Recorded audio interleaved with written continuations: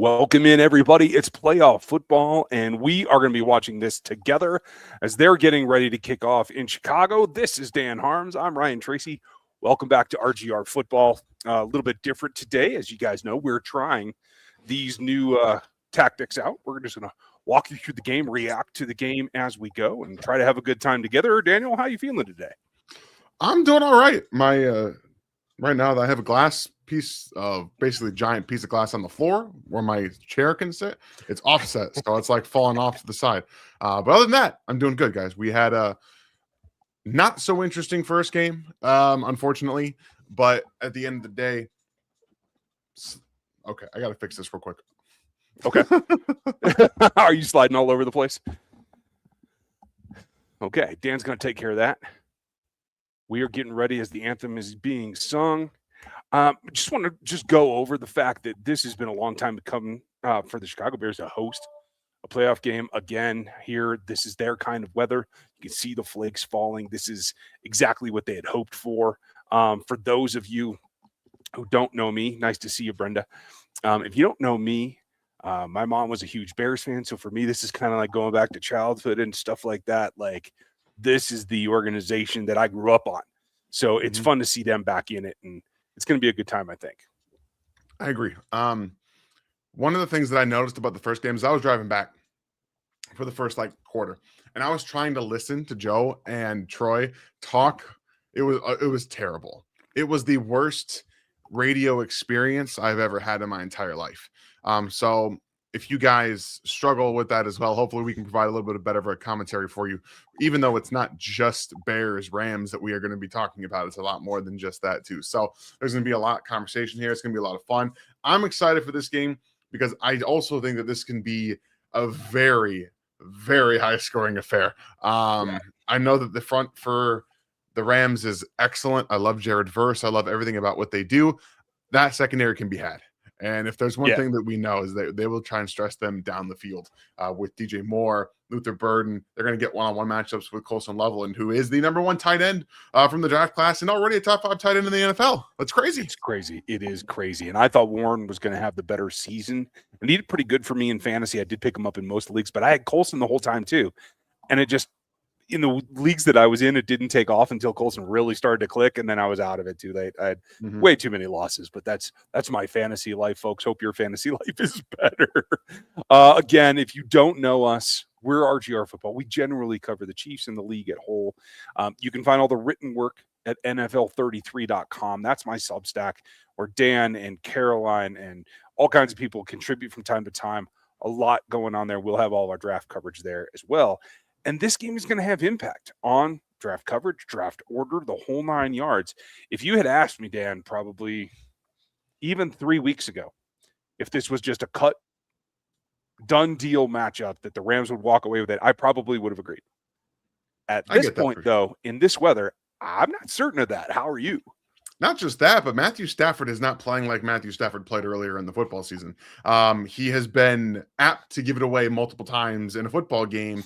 And honestly, for the large portions of that game against the Panthers, he wasn't that great. He really kind of kept the Panthers in that football game. They should have run away with it. So, you've got Puka and Devontae Adams, who looks to be getting a little bit healthier. He didn't look fully healthy last week, but you've still got Puka. You've got the running duo with Kyren Williams and Blake Corum, who has finally recovered from the injuries that he had and looks fantastic for the Rams.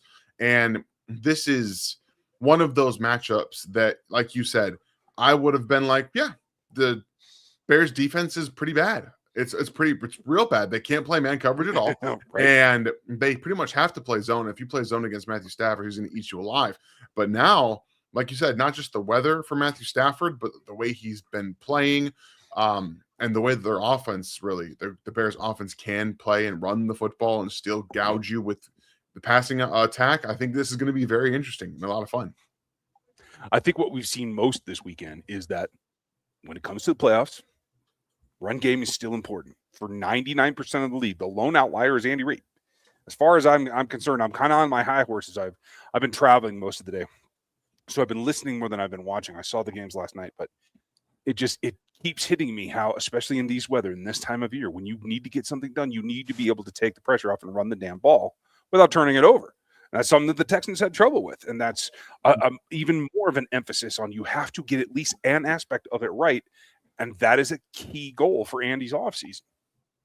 Yes, not just that, the continuing to use the offensive line that you have. Like the Texans couldn't run the ball because they've been hurt on the offensive line, and it's still not what it needs to be. The fall off from CJ Stroud from his rookie year is legitimately scary. And a lot of it has to do with the fact that the offensive line's been bad for most of his career. And you can't have that kind of foundation for a team with that defense. It's inexcusable. Devin Duvernay gets off to a decent return here, a guy that's been underrated his whole career. I liked him in Baltimore. I liked him coming out. I believe it was Texas, not Texas A&M, but sometimes I flip those as I get older. Okay, that's what I thought. But I do like what he brings, and the Chiefs are still searching for one of those guys to be the special teamer. Swift's recovery here. Now we got Joe once again in another playoff scenario where Joe Tooney is playing left tackle. Yeah, because he's got to. Let's hope that last year's experience helps him out here. He's going to have his hands full, but I think that's one of the matchups to watch as we get going here. They roll out Caleb the other way, which I think is smart, and get it really quickly out to Moore, who's weaving pretty nicely as well. I do like that concept of coming out play action on the first play.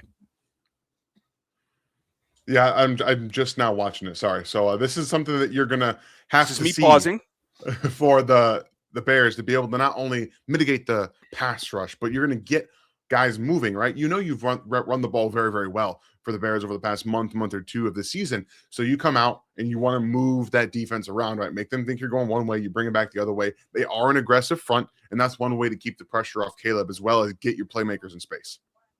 Okay, I'm going to go back, and I'm going to go find the other view so I can bring it up and we can have our tag at the bottom. Okay. They're saying that the Rams are saying there's a fumble on the play, but I would imagine that DeAndre Swift was down, and they are saying second down. So signaling. Yeah, he's down for sure. Ball cannot be fumbled from the ground. Elbow is an appendage, folks. Boom. And this is different than last night's play with the Bills and the Broncos, where the ball never touched the ground. Oh, and believe me, we will get to it. We are going to get to it. Whoa, wow.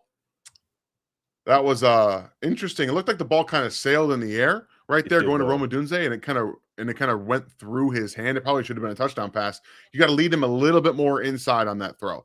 I don't have a problem throwing back shoulder, but you have to realize that the defender has outside leverage right now. So, yeah, that ball got caught in the wind. It looks like it just kind of got up a little bit. You heard last week Tom Brady talk about how the nose of the football needs to stay down a little bit more when you're throwing it into the wind, because if you get up, it will just kind of flutter and catch some of that wind. So you saw that right there firsthand. Yeah, absolutely. And anytime, especially in the winter, it's going to be not just a directional wind, but it's going to be one that changes, swirls. You're going to have all kinds of things. Let me see if we have this right, and I'm going to take our overlay off because I think that's what's messing us up right now. Probably. I don't know. And bada boom. Okay. There we go. So we're up. And if you guys are keeping tabs, we are going to come back to some of your questions. Every super chat we will get to, we promise. But we're going to try to keep up with what's going on in the game as well. We'll have a little bit back and forth, I'm sure. First here. 4th and 3. Looking at him, and he didn't get there. Oh, you got to just drop the ball, my guy. Just drop the ball. Yeah. I mean, a pick's a pick. I get it, but. Hand got hit on that play?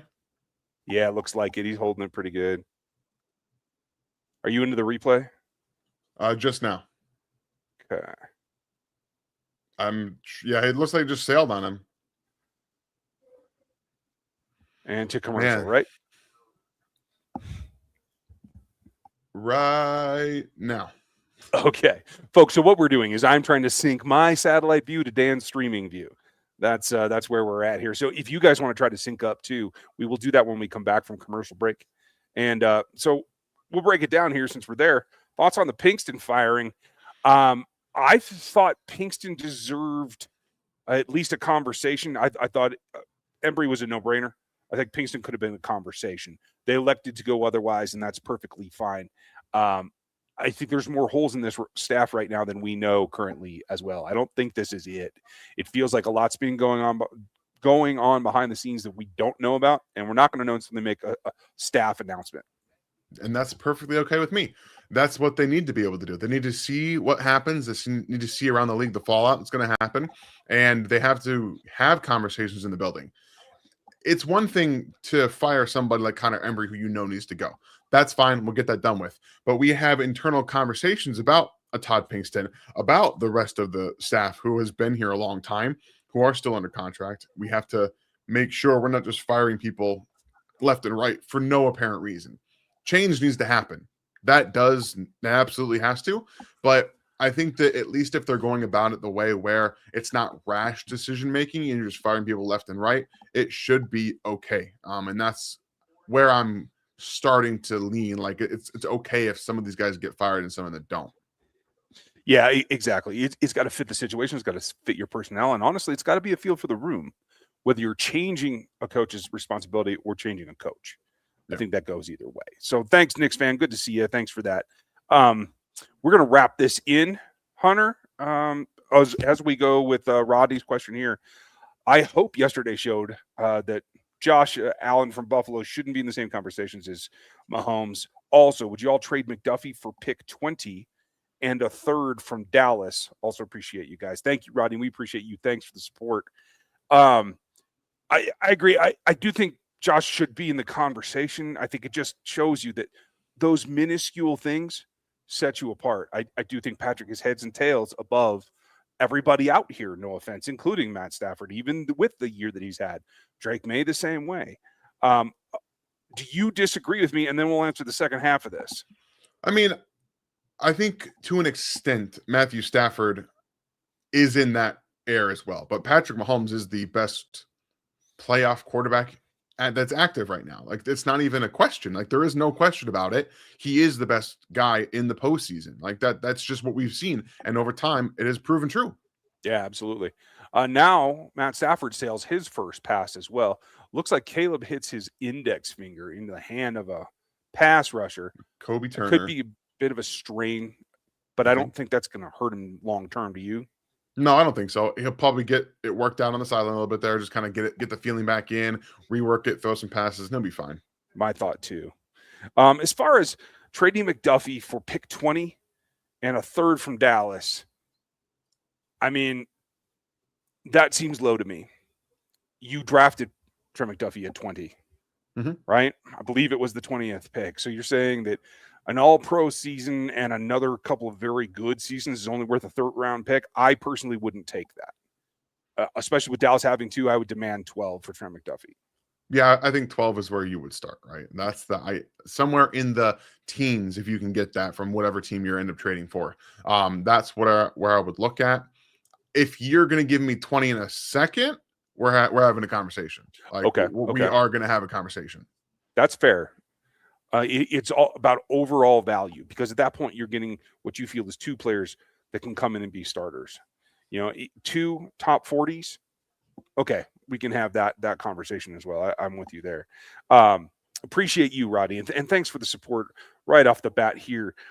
Other thoughts, Hunter? I did want to get back to you because I do think, and I did make another statement this afternoon after I saw the replay of another play, that ball was caught last night.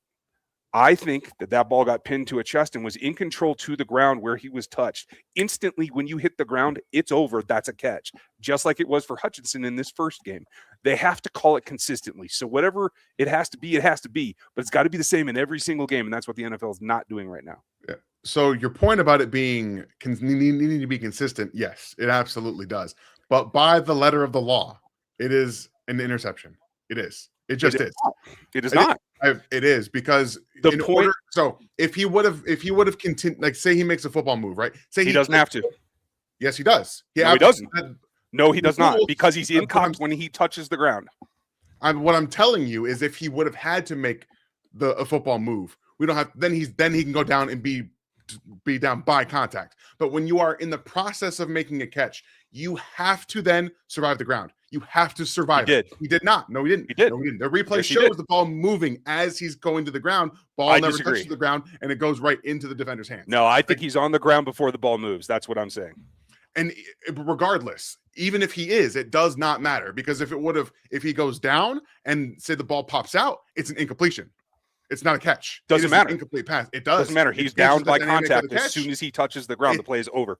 No, there is no discussion. Yes, there is. He is down. The play is over, just like they just ruled this afternoon. It's not. This because afternoon we've seen was it ruled multiple correctly. times. We've seen it so many times where the guy goes down, is touched by contact, the ball comes out, and it's an incompletion. I understand it's an that. incompletion. That's why it with matters. the 2 rules, but it doesn't, because with the rules, down by contact means as soon as the player offensively controlling the ball has contact with both the ground and another player. If you're arguing that the ball was moving, no, that's no. I don't think that it was. If it was, then you are correct. But if he has control of that when he touches, it's over. And that's what and even if, again, if it moves and it goes to the ground, regardless, even if he's touched by contact, which we have seen, it is an incomplete pass because you have to survive going to the ground. You have to complete the process, which unless the play is already dead. But I'm saying, even by the rule, which I went and I did the rule searching, I looked for it. He has to survive the ground, even if his knee is down. He has to survive it. The ball has to maintain in his possession all the way through the catch, even with the knee being down. So no, that is not. But that's what down by contact overrules that. It is a hierarchical view, and that's where the consistency comes in, because it's not. That's where the rule change needs to happen, in my opinion. It's not so much both of us arguing about it being right or wrong. It's the rule itself needs to be consistently applied, and it's not, because we also saw last week with the Bears, Colston Loveland made a catch, went to the ground, and it pops out, and it was an incomplete pass. Like, this is these levels to this kind of thing. Back and forth. Yeah, that's the problem. And when you do, when the rule says you have to survive the ground, it throws a wrench into everything, especially when you slow the play down. Like, so, well, it does, except for the fact that down by contact is a hierarchical rule. It is not a specific move. It is when you are in contact with the ground, a knee, elbow, etc., is down, and another player touches you. That's the play. That is the primary thing here. I just think he was ripping it out as he's going to the ground. And but that doesn't matter. That doesn't matter to me. He can rip all he wants. Matter to you. That's what I mean. That's the thing, though. That's where that discretion comes in, right? Where if you're in the process, and that's why that simultaneous stuff is weird, and it happens that way, right? So if you have an arm in there and the ref determines you have a simultaneous catch, but the ball is moving still, that's where they rule in interception. So that's where I'm at. Obviously, I think that the biggest point that Ryan and I agree on is that it needs to be consistently enforced. That's the problem. Well, at least we found something we disagree on. I try to enjoy those moments. You know what I mean? Yeah. It's fun because we don't ever like get into actual arguments. Ever. we should learn to give a shit about something else. That's what I'm thinking. Sorry, folks. It's been a long day. I'm not going to be on my normal behavior tonight, so just let you know. Who'd have thought that under center plays would give you easy plays and easy yards? That's a good way to put it, Perry. Oh, man. Now back to this game. Yep. I have played in games like this. It is terribly, terribly inconsistent about how the ball feels from down to down as well. And, you guys remember when I was screaming about Whittington the other year? Man. Damn, we both liked him. And it's a good he only makes clutch plays. He doesn't get enough volume to be an impact player, but he only makes clutch plays. And you got Puka Nacua blocking right there out in space for him too. Like, that's how you draw it up. You just it's a small little play. You catch the Bears blitzing. You got man coverage behind it. At least that's what it looks like to me. And then you got Puka Nacua just blocking. That's all you need to do. Balls out. Ooh. Now, what was your take on Parkinson when he came out? Because I was pretty high on him, and then I wrote him off as I was wrong. I called him one of my misses after 3 years. Yeah, I don't remember how I felt about Colby Parkinson. Damn, I'm old. But I mean, they've made some really nice plays together, both him and Matthew Stafford. That one just a little bit high, and he probably would have caught it for a touchdown. So close. Okay, where are you? I'm on the play clock at 12, 11, 10. I'm still looking at Colby Parkinson on the sideline. Now we're at 16, 15, 14, 13, 12, 11, 10, 9, 8, 7, Boom. 6. We are There we go. synced again. Back, All baby. right, and the snap. Waiting for my guy Austin Booker to do something, Rock Chalk. But how do you guys notice that they're able to get players in space, right? Why do you think they're able to do that? Well, they have a really good run game. Remember when the Chiefs used to be able to get players in space and not have everyone just like trigger on the plays that they're doing? Yeah, it's fun. It's fun to watch, right? I love the way you set that up too, because I could just feel the stab coming. Oh, that's hilarious. Every single team outside of the Texans in this postseason, they've been able to draw up plays for guys wide open. Like not one Chiefs running back can do that right now, except for Brashard Smith. But they didn't use him enough to be effective as a pass catcher out of the backfield. So, well, and that's the thing. When you just get a little bit of leverage, and the tempo comes out, and the ball leaves the hand, boom, he can do that same thing right there. It's the easiest plays in Madden. You might as well use him on this field too, right? Yeah. And the Rams just took the ball and went all the way down the field. Very, very easily, I might add. Niche by niche by niche. And when you got two long hairs on the field, I don't know. Is it luck or is it bad luck? Both. Oh, Stafford juked somebody. Get out of here. Yeah, right. He stopped and then he moved out to the right. That was a nice job by Stafford. Come on, bro. You were in elementary school when he was starting. Was that Tremaine Edwards?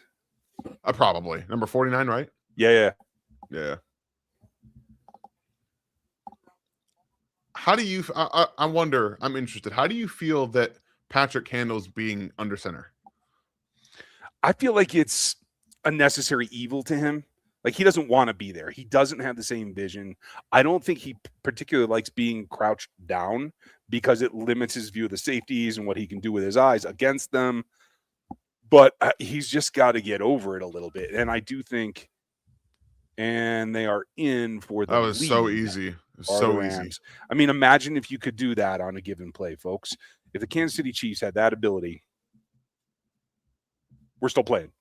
Yeah. Even if. No, I agree with that. What do you think of Patrick under center? Do you think it's a pain for him? My thing is that he said he'll do whatever it takes to win. When you are saying something like that in response to a question, it tells you you're not comfortable with it. I don't feel like he's super comfortable with it, which that's a problem. And if you want to be a full offense in the NFL, you have to be able to operate under center. You have to be able to turn your back to the defense and process that way. You have to be able to do all those things. So I don't think it's a processing thing. Like, from what I don't see, think so. It is either. It's just like, I don't know. Maybe he just prefers to.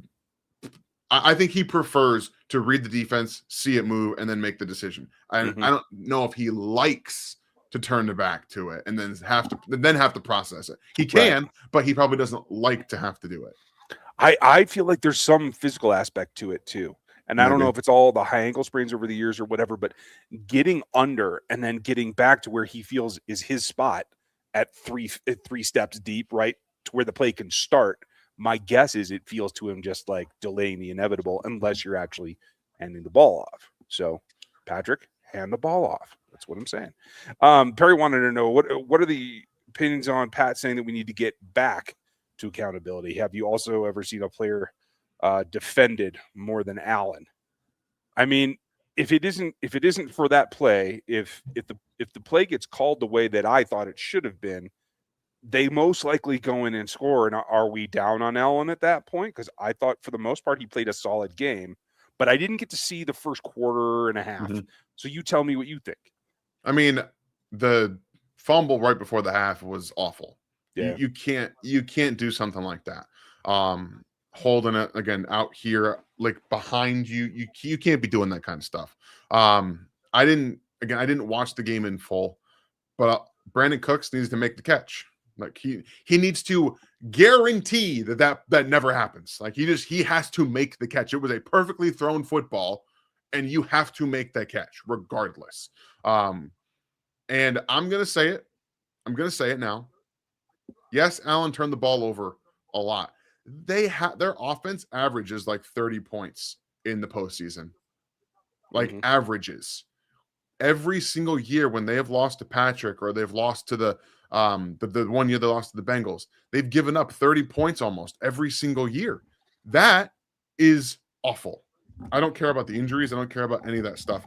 When your job as a defensive coach is to be the hallmark of that defense and to limit quarterbacks scoring.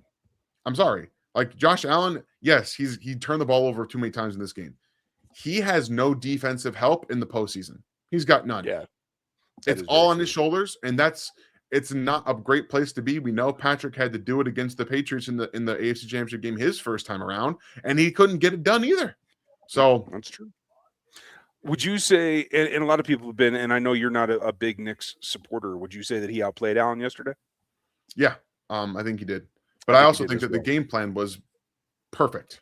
They did it was designed for him, right? They moved the pocket perfectly. They limited what the Bills were going to do if they were going to disguise things. Well, if we're playing half field reads and we're rolling you out of the pocket, you don't have to worry about any of that stuff. They did exactly what you should do. And then Knicks made a couple of really nice throws, and then they attacked when the injuries happened.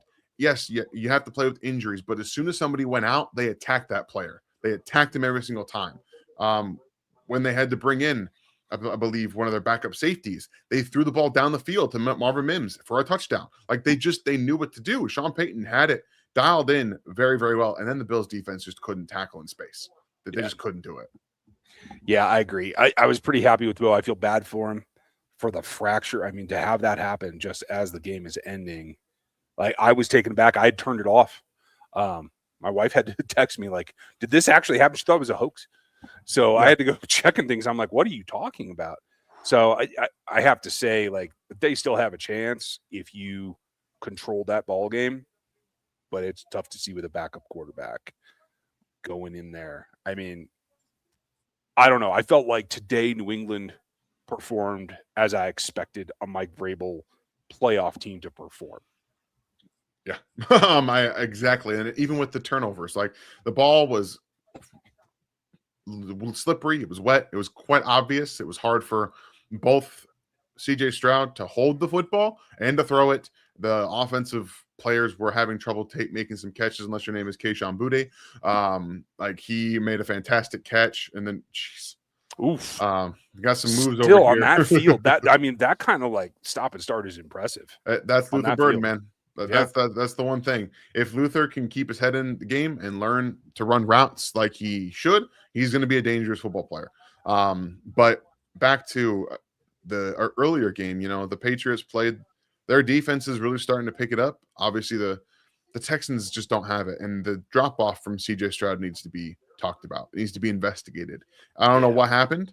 I have no idea what happened, but again, he had to do just about everything in this game, which is not it's not a standard anybody should have to worry about, especially when you've only gotten the division game every single year and you lose it every single year. Right. Your defense is elite. You can't run the football. Your offensive line keeps getting hurt. You don't have your number one receiver. Like that. There's a lot of excuses, but CJ Stroud did not play well today. Yeah, I agree with you. And he looked flustered in a way I didn't expect, to tell you the truth. I expect him to be more calm. Looks like we both have supporters in our previous discussion. And King, if you're right, if that's true when I go review it this week, then you're absolutely right. Knicks fan, you're with me. Cheers, buddy. Swag, do you think Andy will change? I think he's old and stubborn. I don't see Andy changing. And I don't know that it's stubborn. I think Andy believes in his principles of loyalty and making someone find their way out. Like he doesn't let go of people willy-nilly. You know what I mean? And I think that part is a good thing. But blind faith, I think, is an issue that he's had several times in his career, and he does have a way to come back for it. And I think he can. Now, see that pass, that's what you get with Caleb. With a little bit behind him, and Colson could have pulled that off, but in this weather, it's a little bit more difficult. Like Caleb's ups and downs, I feel very much like we're looking Trevor Lawrence 3 years ago, where it was just such a rough start for him and unsupported and unguided, and now it's like starting to turn is what it feels like to me. At least it was in the second year. You didn't have to wait until like his third year. Like it's an interesting thing. So like there's multiple areas where Caleb has already gotten better from last year to this year. Like he's just been a lot better in general, and that's gonna get better as long as the not just the support system around him stays the same, but the coach stays the same and he keeps working on it himself. So I appreciate what Ben Johnson Ooh, brings to the fold. That is a fantastic run. I'm not dude. entirely sure why there was nobody out there. Must have been a formation with overload on one side, no one on this side, and they just did not pick it up right. Looked like they motion out of it and nobody went with them. Is that I missed the pre-snap. But man, Swift looks, yeah, it's that motion carry. You didn't see anybody come with that tight end as he comes over Yeah. to basically wham. And kudos to Swift. Guy that was injured early in his career. He looks thicker, he looks stronger. Like to redevelop yourself at what, year 6? Is that what he is? I don't even know. Yeah, it's an interesting. I still don't think he's like a great running back by any stretch, but I think that this is the perfect situation Oof. for him as we get another big play down the field to Colston Loveland from Caleb Williams off of a free play. Saw that defensive player jump off sides. He gets out of the pocket to his right and just finds the one-on-one matchup with his guy who's just better than just about everybody on the back end for the Rams. So I'm very excited about Colston Loveland, guys. I didn't think it was very close between him and Tyler Warren, sorry, in terms of talent. I think Warren is a very good player, and he needs to be schemed up. I don't think that Colston Loveland needs to be schemed up at all. No, and honestly, Colston's a lot closer in to where it counts for the Chiefs. Colston's a lot closer to Kelsey as a big wide receiver type player rather than Warren, who I think is more of a natural Y. But you got to find when we talk about this kid is a nice 1-2 punch. Holy cow! I will say this though, that I do feel like when we talk in the upcoming draft class, folks, about people that we think can go run a Travis Kelsey type role, it is the Colston Loveland that is more slanted towards the receiver body that is overgrown than we are talking about, an inline blocker. Although right here, Colston did just fine. I mean, they weren't running at him at the point, but I think that's fine. Colston's actually improved as a blocker. He's been pretty good, actually. I've watched quite a good number of his games this year, and yeah, he has the size and the ability to be an inline blocker, which helps. And that's one of the things that you get taught when you're playing at Michigan, and that's why I was so high on him, because it's all there. The foundation of his game is already there. Well, I'll tell you too, when they were coming out, the reason you guys hear us so high on Brittingstool is because I certainly felt that they were very close in their skill sets. Definitely with the wide receiver ability, the route running, the nuance after the catch, like the ball skills were all there. So this second year, basically first year for him, is going to be very important to see where he's at coming off of the injury. Agreed. Here they are down inside the 10, and they're just grinding away, 5 yards, 6 yards at a time. You don't have to break 10-yard carries. Just chip away. And get a running back that can read the blocks. Mm-hmm. Yeah. I mean, there's two things you can do. You can either survive contact with contact balance like Kareem Hunt, or you can make people miss and force missed tackles that way like Jamal Charles used to do. You got to have one or the other. This thing where you run to a spot and not to an actual gap, and you make contact instead of avoiding contact or throwing it off, that just doesn't work. You have to have backs with vision and a certain aggression that I don't think the Chiefs have right now, other than Kareem Hunt, who obviously is just at an age that it doesn't function as well. I mean, I'm watching a lot of these defenses and these offenses in the playoffs, and one thing you can say watching it is that they play aggressive on both sides of the ball. And there is a factor that I think the Chiefs had a few years ago with L'Jarius Sneed and Trent McDuffie. That physical nature went into just about every level of their defense, and they didn't have that this year. So that is something interesting to at least to think about. And then you've got the offense, which has pretty much been a finesse offense for years, but they have to have the ability to run the ball. They have, and it's not, I don't need to see them do what the Bears have been doing. I just need to see them execute and be nasty when they want to do it. Like just be all up in that. I agree. Now they're going jumbo. No, that was just triple tight. Sorry. Yeah, it was just 3 tight end. Are you going for this? I am now at 22 seconds. Yeah, I'm at 20. So are you How am I? I don't know how it's slowing down. I really don't. This is what throws me off. Okay. So a dive. It's now 4th and goal. I hope they don't take Williams and the offense off the field, but it looks like they're going to. Yeah. I mean, I don't see Well, it's why the you don't quarter. try this again. It's the Oh, quarter. Like, okay, yeah. so they're just taking a break. Okay, they're going to the sideline. Hey, FLDB, hope you're doing good, buddy. Nice to see you. Let's see. Is it bad that I want to keep Hunt for as long as we can? I want him to get a Super Bowl before he retires. No, that's not bad, Addicted. That's perfectly fine. I just don't. You have to get comfortable with the fact that eventually, maybe this season, if he's on this roster, that you're carrying him more than he's helping you. And if that's what they choose to do, I don't have a problem with it. He's now paid off for this franchise twice. And in my mind, he's redeemed himself from his early screw-ups that got him booted in the first place. I mean, I'm sure there are people that disagree with that, especially the people involved. But I'm saying as far as you can be as a employer, you can only ask so much. I think that he's fulfilled that. Hanneman, I'm with you. what do you think of this one? And thank you for the support, Hanneman. The way Knicks plays highlights our need for a defensive end. He's quite inaccurate under pressure, but his O-line is great, and he can throw deep when kept clean. To beat Denver, we need to scare the shit out of him. I think I don't know that it has to be fear. I think it has to be respect, and I think that's what the Chiefs lost this season. Yeah, you just have to be able to actually rush the passer.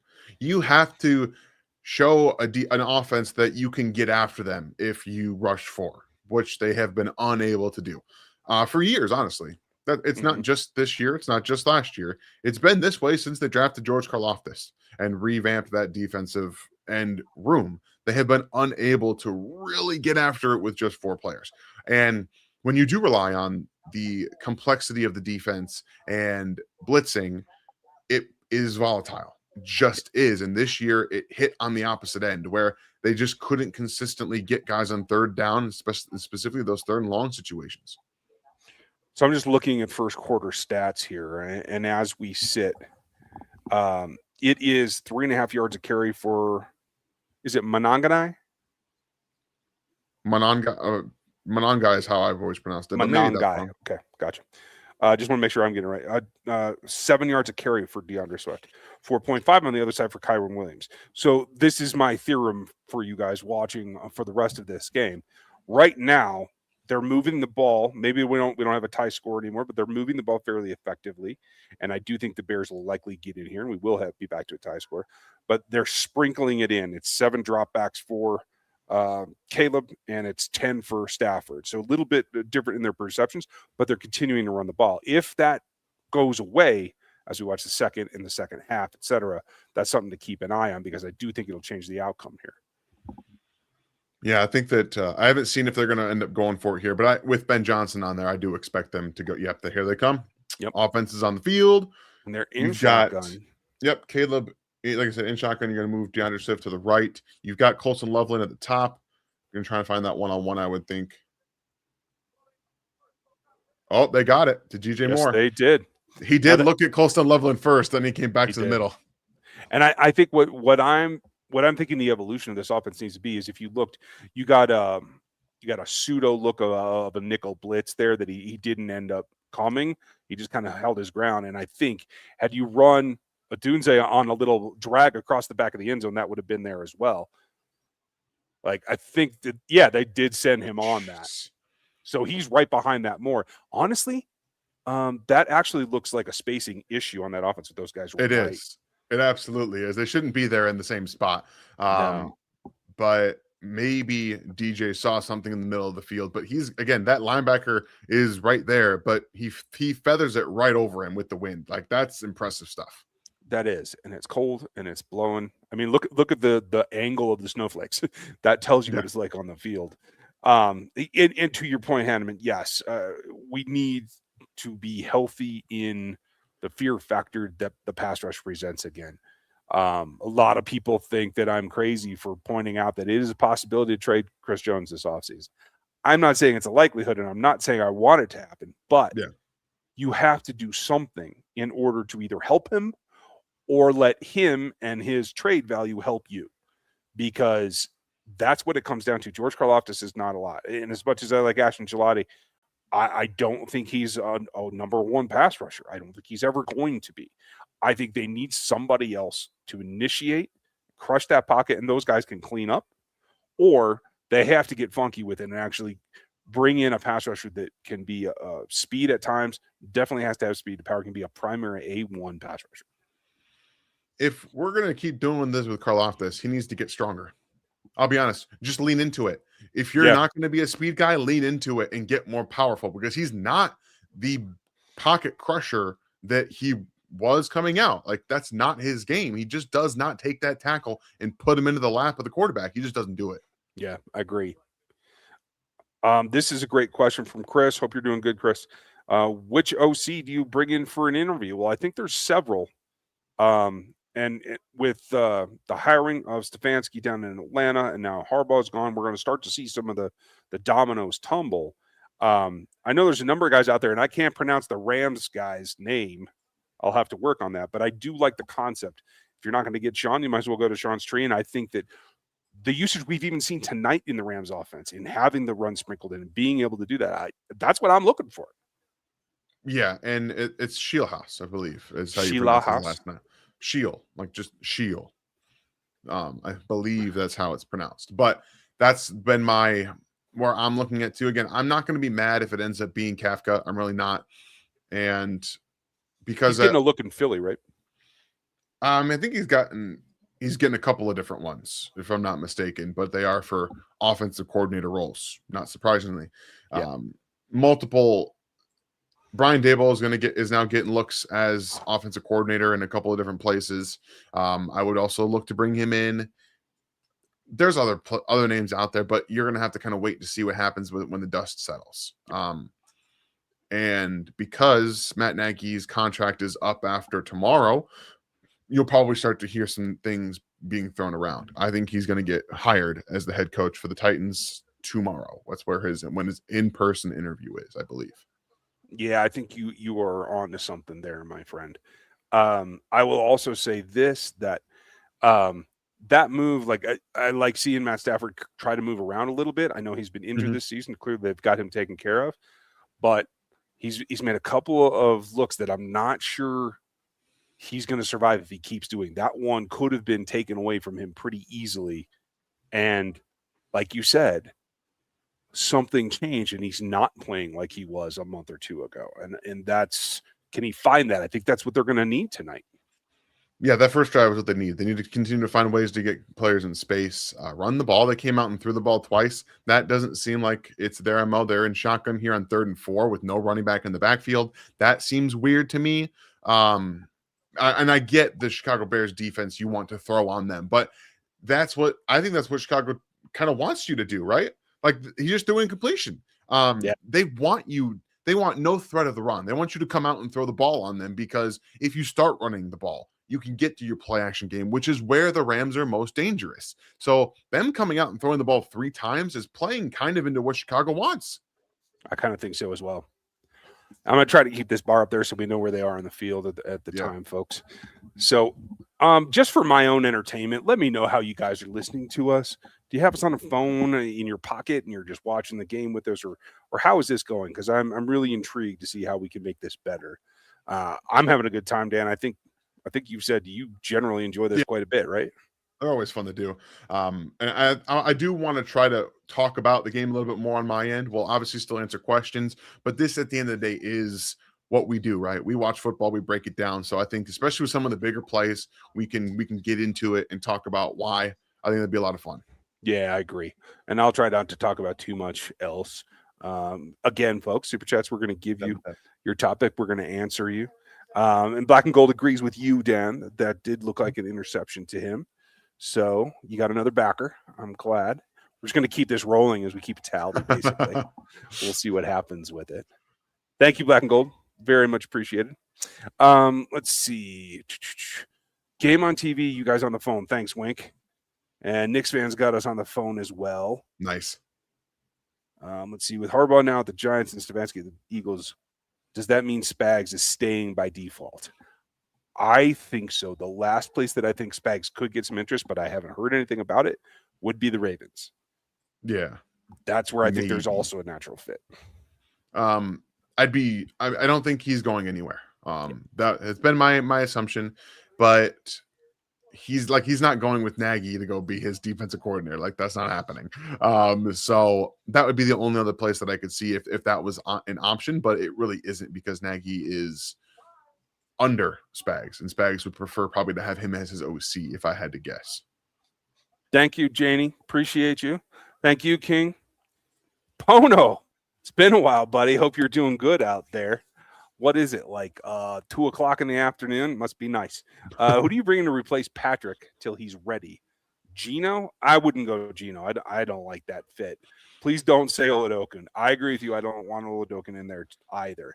And Patrick, I think he stirred it up this week, Dan, with his comments of, I want to be back by the start of the season. Yeah. He even said something about, hey, I want to see what I can do in training camp. Well, I want to see what you can do in training camp too. I just don't see it happening. I think out of an abundance of caution that maybe I have, that maybe he's just being optimistic. I don't know. But they got to have a plan for it either way, don't they? So they have to answer this question. It's got to be relatively quick when free agency opens too. I think you have to be able to identify your guy, and you have to do that. You can't wait around. Like, you just can't, because again, this is a season that you're probably hoping that Patrick maybe misses. If you're on the end of he's going to miss some games, you're hoping maybe it's only the first 4, and you can maybe win 2 of those 4 games with whoever it is that you have. Like, I think that's how you have to view it. And if you view it any other way, you're going to be wrong. This is on the TV because no Chiefs. I like that, Joe. FLDB, good to see you, buddy. So you're running scoreboard in the middle. I like it. Cole's interview on prompter. RuneScape on top of my right monitor, and you guys on the bottom right. You rock, dude. I don't know how you keep that many things going at once. I can't do it.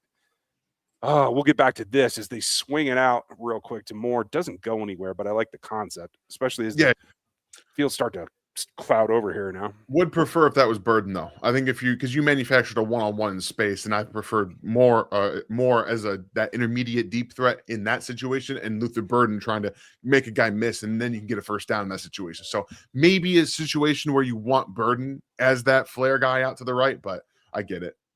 Yeah, and you got to take the matchup that you get, right? Like, you can make one, but if they're going to roll with you, the more snow that sticks, the more that I'm wondering if they can get away with that. Oof, he was rushed, but again, another ball behind Colston. If it goes this is some of the ball placement stuff. That is an accurate throw by definition. As long as it gets somewhere around the receiver, that's what we determine accuracy versus ball placement. The ball placement there needed to be out in front. He needed to identify Colston Loveland coming across the formation earlier and then get it out in front of him so he could run and get a first down. He is unable to do that, and we see a drop. I agree. Here we are, another one. Colston, real easy little tunnel. Interesting about that. 6 yards. Okay. Not like my favorite route for him, just because of the delayed chance to accelerate to later the play.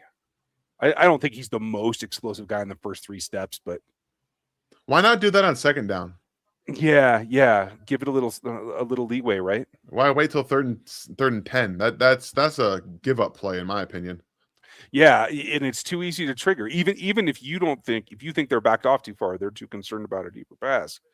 It still leaves you a lot of time within the play to try to get that 10 yards. You're also giving it to the Rams where they want it to be given. They want to trigger downhill. They want to trigger downhill. They're not good when the ball's in the air and they're trying to locate it. That's not where they're at their best. They're at their best driving on the football. Yeah, absolutely.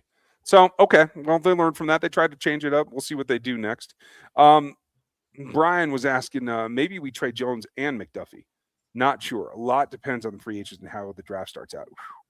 That is a tall order. If you trade away 2 of your 3 biggest stars on the defense, the other being probably Nick Bolton, and you're only keeping what I would consider the third out of the 3 of them, I don't know. That makes me feel a little too naked, to tell you the truth. Yeah, I would understand if they were able to get like a ton of draft capital out of it, or maybe you're looking to get a player.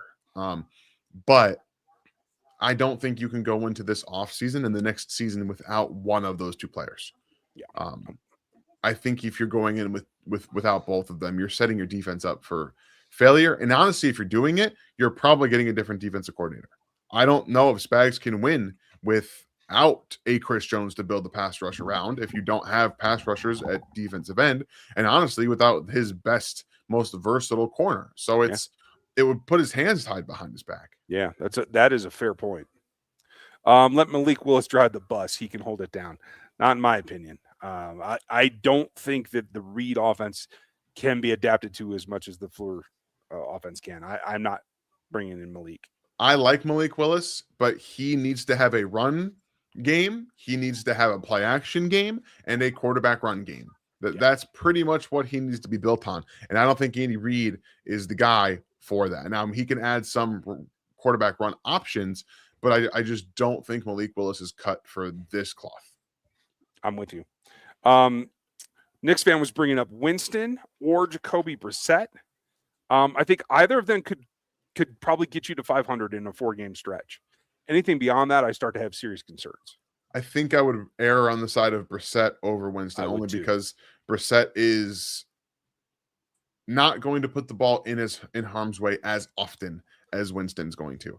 And especially if you're going to be trading away one of Trent McDuffie or Chris Jones, assuming that actually happens, we're talking about a defense being put in position where they have to defend more interceptions thrown, and that's not somewhere I want to be. Yeah, and it generally puts you in a short field. Like there's all kinds of implications of what that looks like. Brian also said, I know Josh Allen is good. I'm tired of me going on and on about this Josh Allen and Bill's time. Jeez. Well, honestly, and that's what I was getting at before. I wanted them to get a win and get it over with so they could fade off into the sunset and we didn't have to hear about it anymore. That was what had been bothering me. There you go. They try to run the ball this time, and the Bears come up stout. Jaquan Brisker has been fantastic this season. He's triggering downhill very, very quickly on these run plays. And when they need a leader or they need a play, he is generally there to provide. And good for him. I mean, he drew it out from the get-go. He wasn't looking anywhere else. He had his key, and he was coming downhill. And he's generally a short tackler. Yeah, it's a great read on zone play. You're a backside defender. You see how big that hole is. You know it's going to be a cutback eventually, and you go after it. Yeah, I agree. We'll get to you in just a second, Knicks fan. Just trying to stay on this game a little bit more than we did last time. Oh, that ball's free. They got lucky there. They did get lucky there. What did you think of Sam Darnold? Well, so far, if the Bears pull off this game, I will have called the entire weekend. I thought Sam Darnold would come out and lead that team to victory. I thought he would have to do a little bit more. He did not. So I can't really lay either pluses or minuses at Sam's feet. What did you think? I thought Sam played well. Given that he was injured, I thought he still had a couple of holy shit throws. Like he just every now and then he just is able to do that. And I love that about Sam Darnold. But they ran the ball at will. The 49ers held zero had zero issues. That was a hell of a throw. That's a 15-year veteran, people. He layered that perfectly over the underneath defender. And that's how you know, right? He tried to time the jump and it didn't matter. Yeah. Like the ball just right over the hands of Kyler Gordon. Kyler, who played with McDuffie, has been hurt all season on and off as well. He looks like he's a little bit better. He got picked on pretty good last week. But, man, that was just pretty. That guy's got some decent ups. Yeah, I think he mistimed it a little bit, but the speed of the throw was what did it. He didn't see it coming that fast. Brisker off the edge. Oh boy. Ooh, didn't even look his way. Totally missed him pre-snap. You have to figure the Bears are blitzing, right? Yeah. You have to figure he's a free man off the edge. Did you just not identify look at him him crouched down too, like his body positioning pre-snap? Like that was smart. Yeah. Oh. I loved Brisker coming out of Penn State too. Like he was a dog. And you're seeing now he's Petrie, healthy. Right? Back and forth in that class. Petrie was a corner. he played, he played nickel for Baylor. Yeah, He plays nickel now, but in terms of hard hitting, yeah, like those two guys were at the top of that class for sure. I remember I was never big on Gardner Johnson. I will admit that, Mhm. but I love Jalen Johnson coming out as well. And to see them build around him and get to this point where they can defend good offenses, I'm really happy with his development here too. And I know there's been Eberflus was the third coordinator they had, right? Or defensive He leader. was their offense. He was their coach, but yeah, Oh, deep deep down the ball. field throw. Oh, almost picked off by Brisker. Man, Oof. they had Brisker in coverage on Puka On Puka, somehow. 1-on-1. Damn. Okay. So, I mean, I, what you can't take anything away from him. He's signaling here pre-snap, letting everybody know to The Jalen, the pass best off, cover yep. guy they got. And boom, he's got him. Doesn't bite, understands where the pass is going. So right there, Puka's running one of those out and ups, right? You're going to fake to the out and then go upfield, and Brisker never bites. He just keeps getting depth properly. And that's one, it's trust on your corner and safety, right? They're communicating pre-snap. I'm going to pass off, right? I'm staying underneath. You're going over top. So if he keeps going upfield, you're taking him. And Brisker just stays right there, knowing they want to maybe try and attack a safety on a wide receiver. And that's just fantastic play. He has been all over the field for the Bears right now. Man, and that is a guy that you want to have as your defensive leader. I mean, he's amped up. Honestly, he's a better cover player than Justin Reed is, but he's the same kind of role. And it's funny how Ryan Poles does a lot of things the way Brett Veach does, and how Andy Reid likes to stack things up, and he's looking for some of the same aspects. I expect Mike Borgonzi to do the same thing. So when we're looking for Chiefs players or guys that fit this mold, you got to remember that the Bears now are picking well below where the Chiefs are. And so there's some competition for the same guys, but this year at least, Chiefs are going to have an advantage on at least on them, maybe not on the Titans. Chris was asking, do we bring back Kelsey, draft a tight end close to Kelsey type, and sign Pitts to have two tight ends for the future in KC? I don't think so. I think you can afford, if you really want to go out, you have to make a number of changes, whether it's trades or restructures, to get enough cap to sign Pitts, or you go draft a guy that you think can take a Kelsey role and you make one. I don't think you can afford to do both. I don't think so either. But it's hard for me to answer this question because I still think Jake Briningstool is going to be a guy. So, after this year, we'll talk about what they need to do. But I still think Kelsey is coming back this season. Probably at a lower contract. That's my guess too. I mean, especially with the announcement they just had over the weekend, or was it Friday? Oh, the Amazon thing. Like, he's rolling in dough. He ain't going to make any money from football compared to everything else. So it's over. And I did, by the way, I finally had my first garage beer because I went to Illinois and it was there. Nice. So, what would you guys be willing to give up to get Bain, especially if you think he could be, as a guy like I do, 9 and Trent to go up to 3 to 4 wouldn't make me mad. 9 and Trent would make me furious. Yeah, I don't think so. I get you're trading up, but I'm trying to get something back for Trent McDuffie. Exactly. If I have to go up to the Titans, I could give them a third to get up there, and that's about trade value that could work. Giving them McDuffie means I'm getting 3 plus something else. I ain't giving them 9.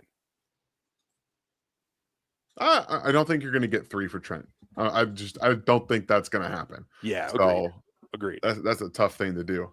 I will say though, we're just watching that montage back. Joe is playing pretty well against Jared Verse. And that is kind of the thing, is that you see that if Joe's going to play against power, he's going to be fine. Yep. Verse needs to attack the edge a bit more. He's got explosiveness. He has the bend to do it. He needs to start using this speed and get off to attack Joe. That's where he struggles, is guarding the edge right there and being stressed vertically that way. Yeah, they should be trying to reset Verse to attack a point on the field where he can beat Tooney too, and then he'll be able to turn the corner. Yeah, you see, like right there, he's going at Joe and letting him attack first. If you're going right to the middle of Joe Tooney and you're letting him punch even with shorter arms, it doesn't matter. Yep. He's got the technique to win that matchup every time. Yeah, you got to get to the point where he's one-armed and you're forcing him to turn his shoulders to get around in front of you. And at that point, I think Verse can get past him.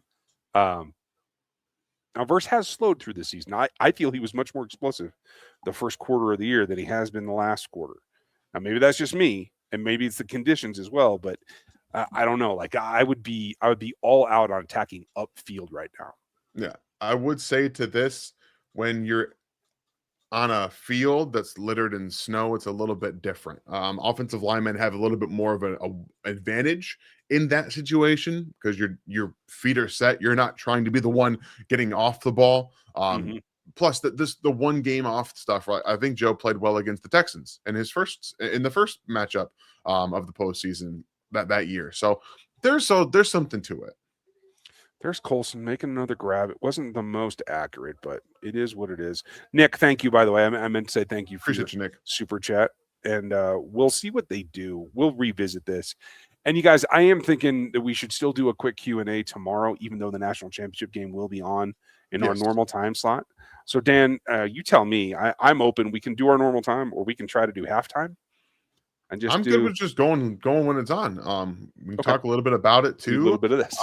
Yeah, just do a little bit of this, like with the Q&A. And obviously, guys, with an entire offseason ahead of us, if we don't get to your question for a Q&A with the national championship on, don't be afraid. Come back the next time and we'll do it again. Absolutely. Over and over and over. So right now, what I'm seeing from the Bears makes a lot more sense, right?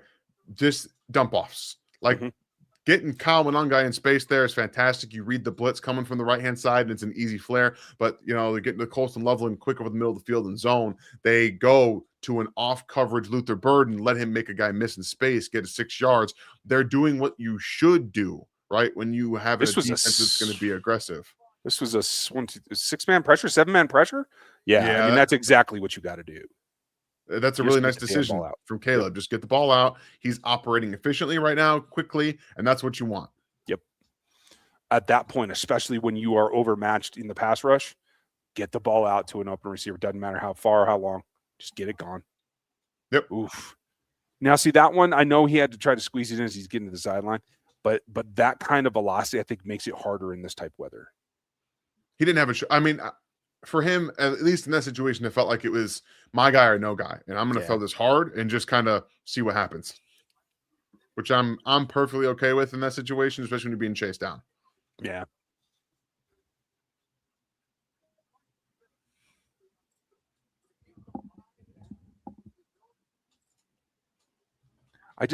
For those of you that are still listening to Chris Collinsworth, I apologize. Woo! That is one hell of a hole. See, this is what I'm talking about. And Swift isn't much bigger than Pacheco. But the difference he didn't get touched until yard 9. It didn't matter. Yeah, that's true. He didn't get touched till 9 yards down the field. Look at this hole. There's nothing there. He didn't have to do anything. Yeah, when the safety's the guy making first contact, you're winning. Yeah, it was double at the point, I believe, but yeah, you had Colston Loveland ceiling on that side, and it's a cavity. And kids, if you're watching, it's not a cavity in your tooth. Cavities are bad. Brush your teeth. There's my PSA for the evening. What?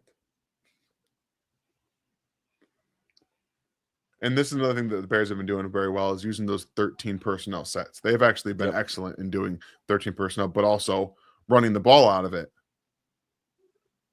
Yeah, especially when they creep up 6 to the line of scrimmage. Not that time. No, not that time. But they also went away and he tried to cut it back, right? Yeah. And that is the thing about DeAndre Swift is if he doesn't see the hole there, he's going to try and make something happen outside. He's going to try to bounce it or find a cutback lane that might not exist. So you should probably still be able to get. Oh, yeah. If he goes the other way, he gets a first down. Yeah, he gets a first down. So that's just not a panic decision. mode. Yeah. All right, 4th and 1 we got in this situation. windy. I And get not they are wanting to not put your jamming the kicker out front. there. They're not covering. What are they? They're in a bear front. Coming up along. Yeah, hit that right behind the tight end. Ooh, penetration will That kill is. you every time. I wonder if they should have just kicked the field goal there. And not like I don't Is have that an Kobe issue with. Turner? Yeah, I think that was the Kobe Turner that got in there. I'm not usually somebody that advocates kicking the field goal in this situation, but I think in this situation, your kicker has the advantage over the Los Angeles Rams kicker. We know that at least accuracy is the one thing you're getting out of Cairo Santos. Yes. And experience in this weather in the stadium. I mean, that does Correct. go a He did long it way. last week. He was pretty much perfect last week. So, Knicks fan, I hope the Raiders take Mendoza. They don't mess him up like the Jets did Donald. Absolutely. And honestly, between you guys and me, Dan, you tell me you think I'm crazy. I think Dante Moore's decision to go back to school was solely based on where he was going to end up, because it was either going to be the Raiders or the Jets, and I don't think that's good for quarterback ever. I am not opposed to him going back to school, but I'm going to tell you right now, he dropped his draft stock. I agree. He's not getting picked second next year. He's not. I agree. And he may have increased his longevity in the league, though. Maybe. You're not getting development in Oregon's offense. You're not. Like, there's no actual NFL development happening in Oregon's offense. It is a manufactured offense. That's just the reality of the situation. So he's going back to school, and he's going to make one read throws. Like, he's going to keep doing the same stuff and not develop at the NFL level. I think that even if he did get drafted by the Jets, I know they're not smart, but they probably still should have sat him the first. Oh yeah, no, they wouldn't have. They couldn't 2 afford months, to, right? but they wouldn't have. I mean, I don't know. But again, this is one of those situations where if you're drafting a quarterback inside the top 5 and you already have a head coach on the hot seat, like you're going to ruin him. You're going to ruin him. I agree. To this question, I'm just double checking here. As we currently stand, we are 13 called runs to 16 passing attempts.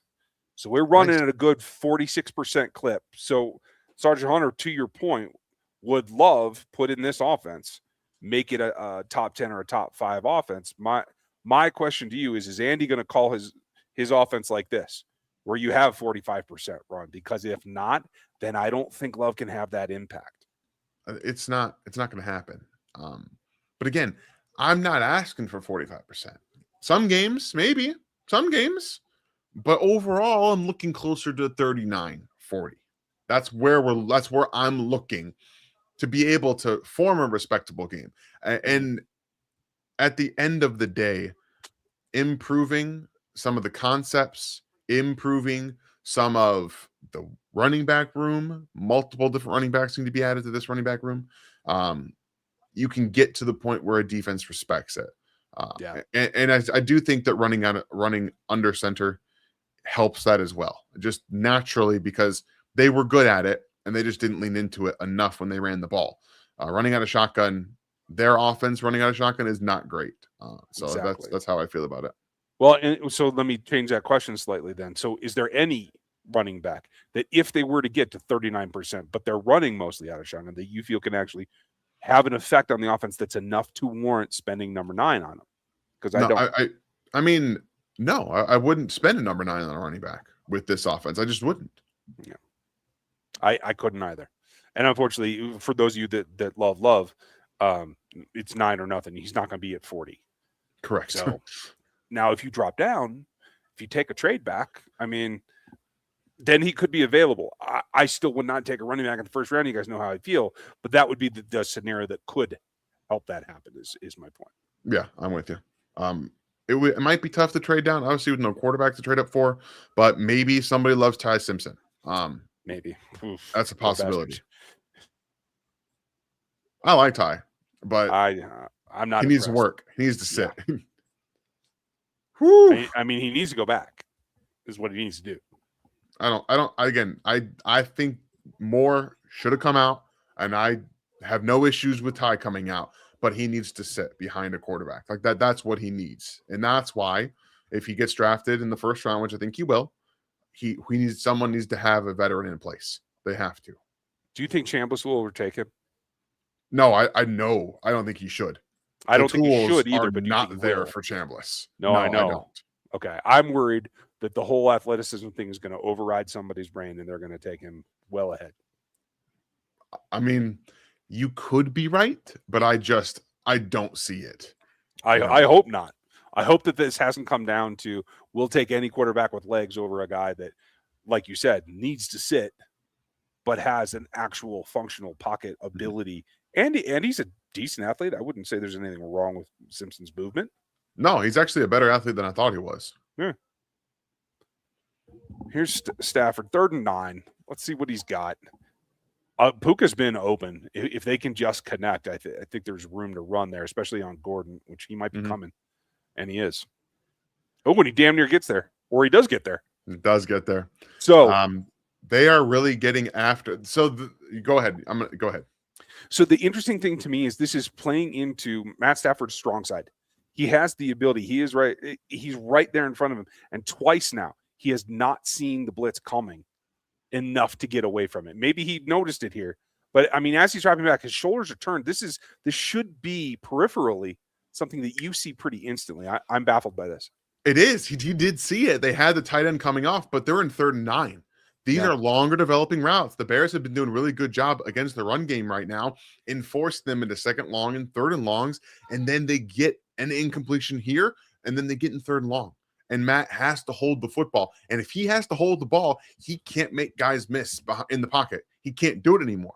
So the Bears right now are playing excellent defense. And you also have that compared with Matt and missing some of the throws that he probably should be making. Yeah. My thought is if he sees it as he should, he has time to check out of it to get something hot so he has somewhere to go with the ball that isn't. Well, they checked the tight end to block him, but Gordon undercut the block. Yeah, he just undercut it. That's fine. There's got to be another answer, though. It's not just moving a block. You need to change the route. You need to have an option that lets you get the ball out of your hand. I have no problem saying my tight end can block a nickel corner. I have no problem with that. But if you can't, then that's where we have a problem. As a quarterback, I would trust my tight end to block the corner on a blitz. I just would. Okay. I won't. There's too many guys in this league that are iffy at best, especially situationally, that I think that the control needs to be in the quarterback's hand. He needs to be able to have an outlet. And I think that's something he could have probably checked to. Maybe they don't have that in the book for this game. I don't know. Let's see here. Since we're a commercial, Josh Allen retires today. Is voted to the Hall of Fame? No. If Mahomes retires today, is he voted into the Hall of Fame? Yes, first ballot. Listen, Madman, that is a well-formed question and hypothesis. I think you're probably right, but there are a lot of Josh Allen lovers out there. I think it might be on the table. No. Okay. So you agree? I think it would be a long time before he gets in. And maybe eventually. Yep. Maybe. But I think just based on having no Super Bowl appearances, much less wins. True. Obviously, he's got an MVP now. He only has one. Let's not forget. He only has an MVP. Yeah, that's true. I don't think that's enough to say you're a Hall of Fame player. I think at the end of his career, yes, he'll absolutely get in at some point. He'll have probably another MVP. He will have a chance to win a Super Bowl. I don't know if he's going to do it, but I think he'll be a Hall of Fame player. Honestly, after this, I don't know that he will have a chance. How many more years of his career can he expect Patrick Mahomes to not be in front of him? I don't know. My point being is that a lot of the Hall of Fame voters are media. They love Josh Allen. So that's the slant that I was taking there. But you do have a point. Like performance-wise, it's not very close. Mm-hmm. Let's see here. Showing 6 again. Oh, and they're bringing him. Oh, nice pass. Nice catch, Rome. There's a camera right here, loser. Let's be careful. The wife showed up. Oh, no. There's strange things afoot, people. The Bears picked that blitz up well and gave Caleb enough time to get the ball to Rome here on an inbreaker.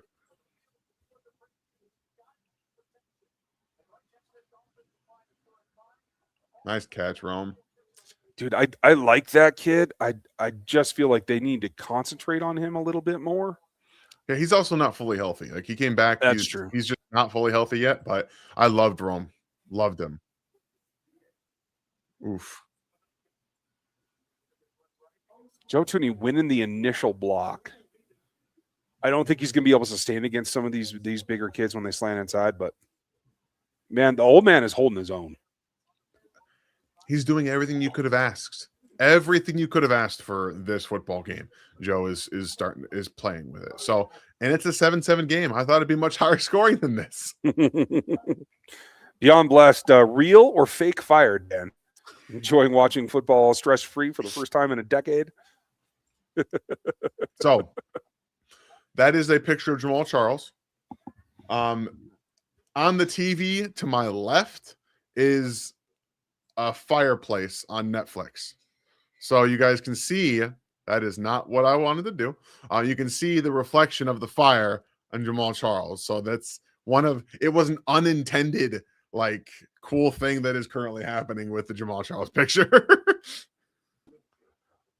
Strategically placed. Well done. It's fun. I like it. Jamal Charles on fire. That's your set name. Perry, thank you for your support, pal. If you were to acquire another first-round plus for Trent, unless Bain or Bailey is there at 9, we should trade out to get another third to give you 3 thirds. I mean, honestly, I don't think Bailey or Bain are going to be available at 9. If you trade Trent McDuffie for another 1, I think you have to evaluate whether you have Spags types ends, because I agree, Dan. It feels like Spags will be back. I don't think there's enough interest to pull him away, and I'm fine with that. And so if you're going to give him somebody, with Mateo going back to Oregon, I've only started on Parker. I think that could fit the bill for what Spags wants. There are some others. Messidor is growing on me as a second round option. So I don't even know that you have to spend your current first on a pass rusher if Bain and Bailey aren't there. Watching the Seattle Seahawks defense, guys, I've already loved the player, but I am getting a lot more comfortable with Caleb Downs in this defense. I'm going to say it right now. Caleb Downs is that kind of playmaker. I think he could be an Eric Berry type version in this defense. But again, this comes down to positional value, your best player, and the ability to trade down if you can. I think that they are going to try and trade down, but at the end of the day, you might end up seeing a wide receiver drafted as well. It would kind of make me But again, if the position is there and if he's there, then it is what it is. Thank you very much, Perry. I want to cover the 2-minute drill here for the Chicago Bears. Ooh, Kyle Monangai there on the little double screen. Play action down to the screen. That seems a little too long to develop for me, but they got a few yards out of it. I'm with you there. I mean, when you're able to make it a third and manageable, I think that it's worth it. And with Caleb's athleticism, you kind of trust him to make that play. You would like to have him not almost get, plastered, right? Yeah, let's avoid that. Yeah, it's 3rd and 4. It's a good play. It's good. Yeah. You're within striking distance. You have a minute and a half here, ticking down a little bit under. You made them back off, so they're looking like a 4-man pass rush here, and it is. Couldn't catch the ball though. I'm not a huge fan of that. I get the idea because again, you're motioning your best player essentially into a one-on-one situation with someone trying to catch up, but you pretty much had to locate the ball down, or at least he didn't have to. He should have let him a little bit more. So I don't know. I'm not a huge fan of that play specifically because it felt like there was only one option on 3rd and 4, which I don't really like. I don't want to ruin our sync, but correct me if I'm wrong. They motioned to the short side of the field, did they not? Yes, they did. That drives me insane. Yeah. Because that plays completely different on the opposite side of the field. Yep. And Cairo Santos comes in. Oh, whoa, I can't tell where the ball is because neither can the cameraman, but it looks like he made it. He did make it. Good Lord, man. Just focus on the uprights. I understand. Maybe you lost it. Maybe your hands are too cold. I don't know. But now we get a replay at least. And this is why I would have taken the points earlier, I think, There too. you The accuracy in this weather is important. And Cairo Santos has that. Never mind the cavalcade that's about to go across your screen here, folks. Nothing to see here. Nothing. It's just hot tub time around this house. Not a big deal. Hot tub time, huh? Yeah. Hey, sometimes you got to do what you got to do. It's like, you know. Hot tub. Yeah. Sometimes, you know, you got to enjoy it while you got it, right? Yeah, absolutely. All right. So the Rams will be getting the ball, what, a minute 20, a minute 15 left in the quarter. And there we go. So there's the wife. She's feeling it tonight. So it is what it is. It's been an interesting couple of weeks for us. You may see her when she comes back. History in her family of some cancer diagnoses. So my wife donated all of her 2-foot long red hair, and she is now balder than I am. Yes, I said that. Good for you. Yeah. Good for you. So that's always entertaining. Getting back to Perry's question, though, because I do feel like I missed the end of it. If you could acquire another third, however you get there, I do think this draft has pockets, and I do think that the third is going to be viable. I would try to keep it a little bit higher, in the 70s. It would be my preference, just because like then you can pick up a couple of players that you have probably evaluated at about a comparable range at different positions that you feel can both eventually start for you. That's my goal with top 100s, and if you can get that, I am all in for trying to pick up another third round pick. And then possibly be able to trade up into the second round again if you want to, right? You're going to have a pretty high second round pick as it stands.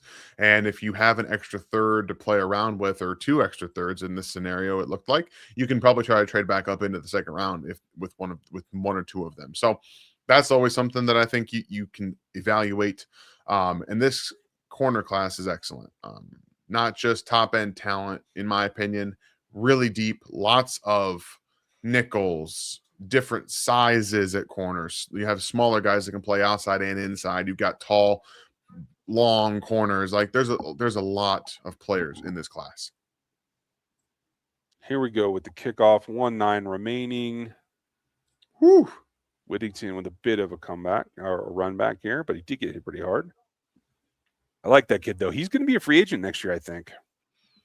I'm going to have to check that. As a piece, I really like him. I just feel like the Rams don't use him enough, but he could be your core special team return guy. Like if that's how the Chiefs brought him in, if he was a free agent and he's your returner and that's just what he is, I'm okay with that. Yeah, that's fair. Granted, if you're going to use Brashard Smith more, but if not, Brashard Smith needs to be your designated return man. Like that. Yeah, and I'm good with that, especially if you get what you feel is at least a bell cow type back. Yeah, he can still be the change of pace for. I'm looking up Whittington now. Okay, so they did eventually get out to Puka. A little quick hitter. I do feel like he has the advantage on Gordon when he's lined up on him, though. They're going to need to, in the second half, they're going to have to get some play action and take some deep shots because right now. Oh, nice catch there. Oh, that's almost Colby Parkinson. Oh, that's not. That's Colby Higbee. That's Higbee. Wrong tight end. Yeah, that's a nice catch. Is Parkinson's wearing 84, right? Yeah, not 89. Correct. Yeah, that was a hell of a catch, Higbee. I generally don't think he has that in him very often. Before he got hurt, I thought he did, and then he just kind of fell off a little bit. But that's in this kind of weather, making catches like that is impressive. It just is. Absolutely. Yeah, but he's under contract for 26 and 27. So there went my idea. Sometimes you learn stuff that you don't want to know, folks. I apologize. Yeah, sorry. He was in the same class as Worthy, so that makes sense. Yeah. Hey, Dub Freak. Hope you're doing well, pal. Loving these chilled out streams. Was very surprised to find out that Chicago's running back was a 7th round pick. Yep. So now I know we are not fans of taking Love in the first. Which running back would you draft, and in what round? That's an awesome question, Daniel. That we'll cover at halftime. Yeah, absolutely. Halftime is over. We're gonna have to do that because right now, I don't know if they're going to go down and score, but they are trying to move. They've got some timeouts to work with. They just called another one, so yep, fewer timeouts to work with. Rams are down to 1. I do think. Oh no, I'm sorry. So they just spent their final, so they are out. Correct.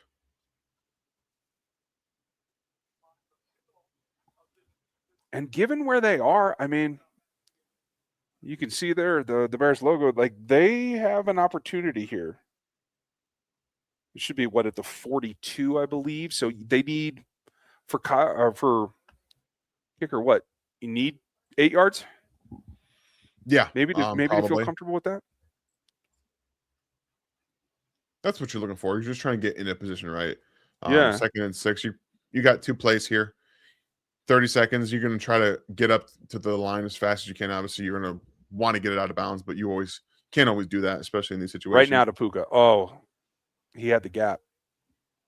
Oh, Kyron gets a big chunk right there. Got to down it. That should be delay a game in the defense. The last one should have been. Ooh, it may be. Flag's thrown. Yeah, it's delay a game in the defense. Watch. Looks like it's actually going to be on Gordon. I don't have volume, so. Oh, I'm sorry. Here we go. Personal foul. They have a whole unnecessary roughness. Yeah. On Gordon. I did not see it happen at the time. Oh, they're saying Dexter. Oh, I'm sorry. Yeah, no, the play was ended by Gordon. Yeah, it was Dexter. You're right. Just a little shove. Just there's no reason to do that. Just a little blindside. Oh, I didn't do nothing. I love the act. Hey, I'm just gonna elbow this dude to the ground. Then I'm like, hey, it wasn't me, bro. Every time. I mean, and that's just a dumb move. Yeah. Why give them 15 yards in this situation when he does nothing for you in the play? I feel like this happens all the time. Yeah. Like just teams just don't have, or these players don't have the willingness to just not do it, and we see it every week. This is something that your on-field leaders need to be reminding dudes of, especially when you're young. Like coming down the field, hey, no unnecessarily stuff. Let's not get stupid. Like make sure you get back and get ready. Like should be business. Because now you're giving them an opportunity to kind of score here with both Devontae Adams and Puka Nacua on the field who can make contested catches. So that's you got to be in the moment there. It's not just a field goal now. You're putting them in range to possibly score a touchdown here. I will say this, though. I don't know if he's just uncomfortable in the turf conditions. Devontae did not look like he was feeling it there. Normally, I would have seen him try to elevate or at least get turned around a little bit. I do think it was a little high. He's not trying to get lit up. I know he's not 100%. Yeah. So I wonder if he's just getting through what he can at this point. Protection is solid. He'll get another chance here and then they'll kick a field goal. Yep. I'm guessing at this point that we're going into the half tied, folks. We are 9 seconds remaining in the first half. And then we're going to get to some of your questions. And then, Dan, if you need anything at halftime, just let me know. I'm going to need to get a drink at least. Yeah, sure. So, we can trade that off. I like the intensity out of Stafford. Yeah, I just want to see the immediacy. Like, you got to get everybody here. I know he can see it.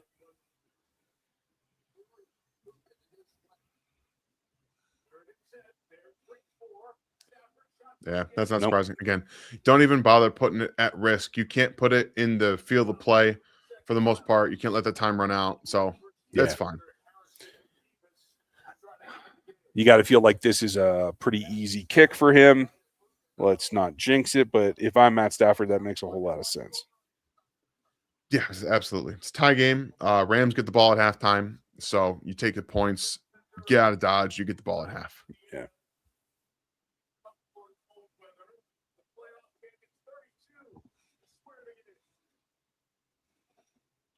Nope. Ooh, That was knuckleball, but he interesting. makes it. That was interesting. Way too interesting for my liking, but he must have played the wind.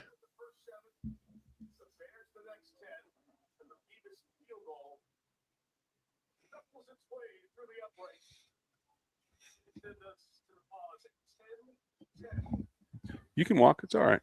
We're on a mellow stream tonight. Yeah, we are. We are here to have fun. All right. So, Dub Freak, thank you very much for the support, as always.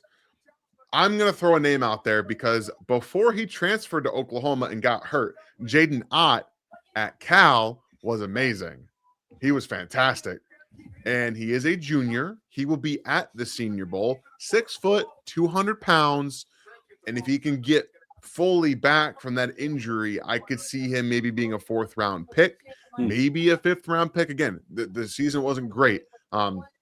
He's going to have to showcase well at the Senior Bowl and at the Combine to be able to improve his draft stock. But he's someone I could see falling based on his injury, but there's not as much tread on the tires. Obviously, if he can get back from that injury, I think he's someone that you would be wanting to draft early on day 3.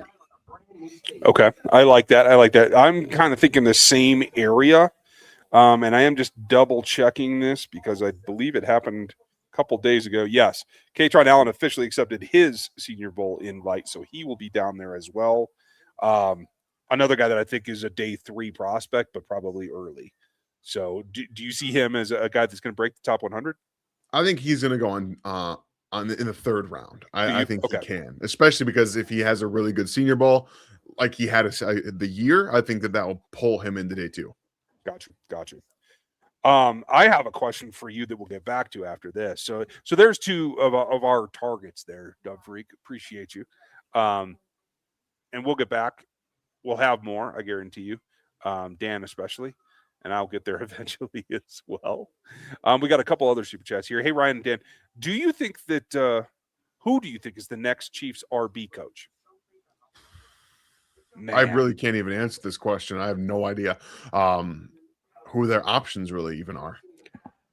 Yeah, I mean, honestly, if it's me and I'm Andy and I know how Andy operates and I want to go back to the well, who do you want in this offense?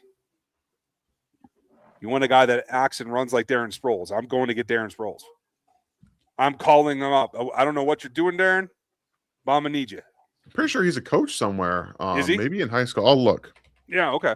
Because that would not be unlike Andy Reid to like call in players that are either, in another industry or have a different coaching career because he has specific needs and specific things that he wants.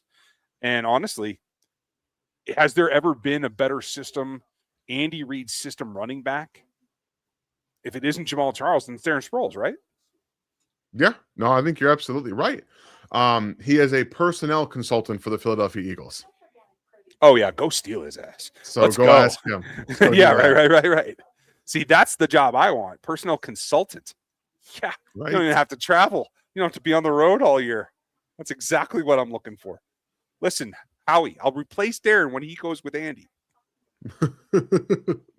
But yeah, I think that's an option. Somebody that he's worked with before who played running back should absolutely be on the table. Thank you, Tatum. And I assume I have Tatum's name right. I know it's T-Rep now, so correct me if I'm wrong. Memory. I'm getting old, brother. I'm telling you. Dave, thank you for your super chat for Mrs. RGR's noble sacrifices, both her hair and Ryan's time. Appreciate you. I won't share that with her yet because she gets a big head, so we're gonna be careful with that. You know what I mean? Okay, don't text. Appreciate it, Dave. Oh man. Okay.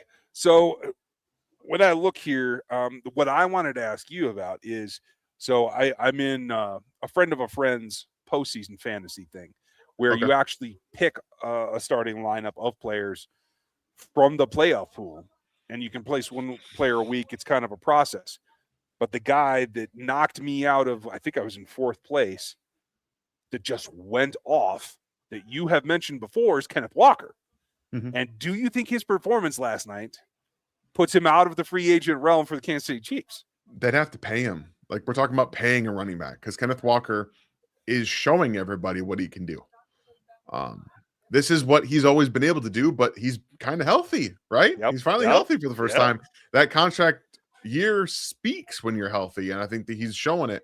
So they'd have to be willing to kind of open the bank up for Kenneth Walker, which it's tough for the Chiefs to do that. Yeah. Oh, good. I was right. Okay, rock on, Tatum. I'm glad. I appreciate you. Sometimes you never know the stuff that I'll say, so let's all just be on our P's and Q's because nobody needs to get offended. I could say something absolutely stupid, buddy. Let's see. Well, tied at half. Decent game. Yes, absolutely. And I won't make any bones about it. I'm pulling for the Bears. I like Matt Stafford, and I like several of the guys they drafted. But I am definitely pulling for the Bears here. So cross my fingers. This is awesome watching you guys watch the game live. Well, thanks. It seems like a concept I didn't think would go over very well, but it seems like you guys are getting there. Hey guys, if you're Mahomes and tomorrow for an in-person OC person, do you see Pat telling Andy, this is the new ideas I want to bring in besides EB? I mean, I'm sure he has thoughts. I don't know if he's talking. I would think it's more of a sign off than it is a request. You know what I mean?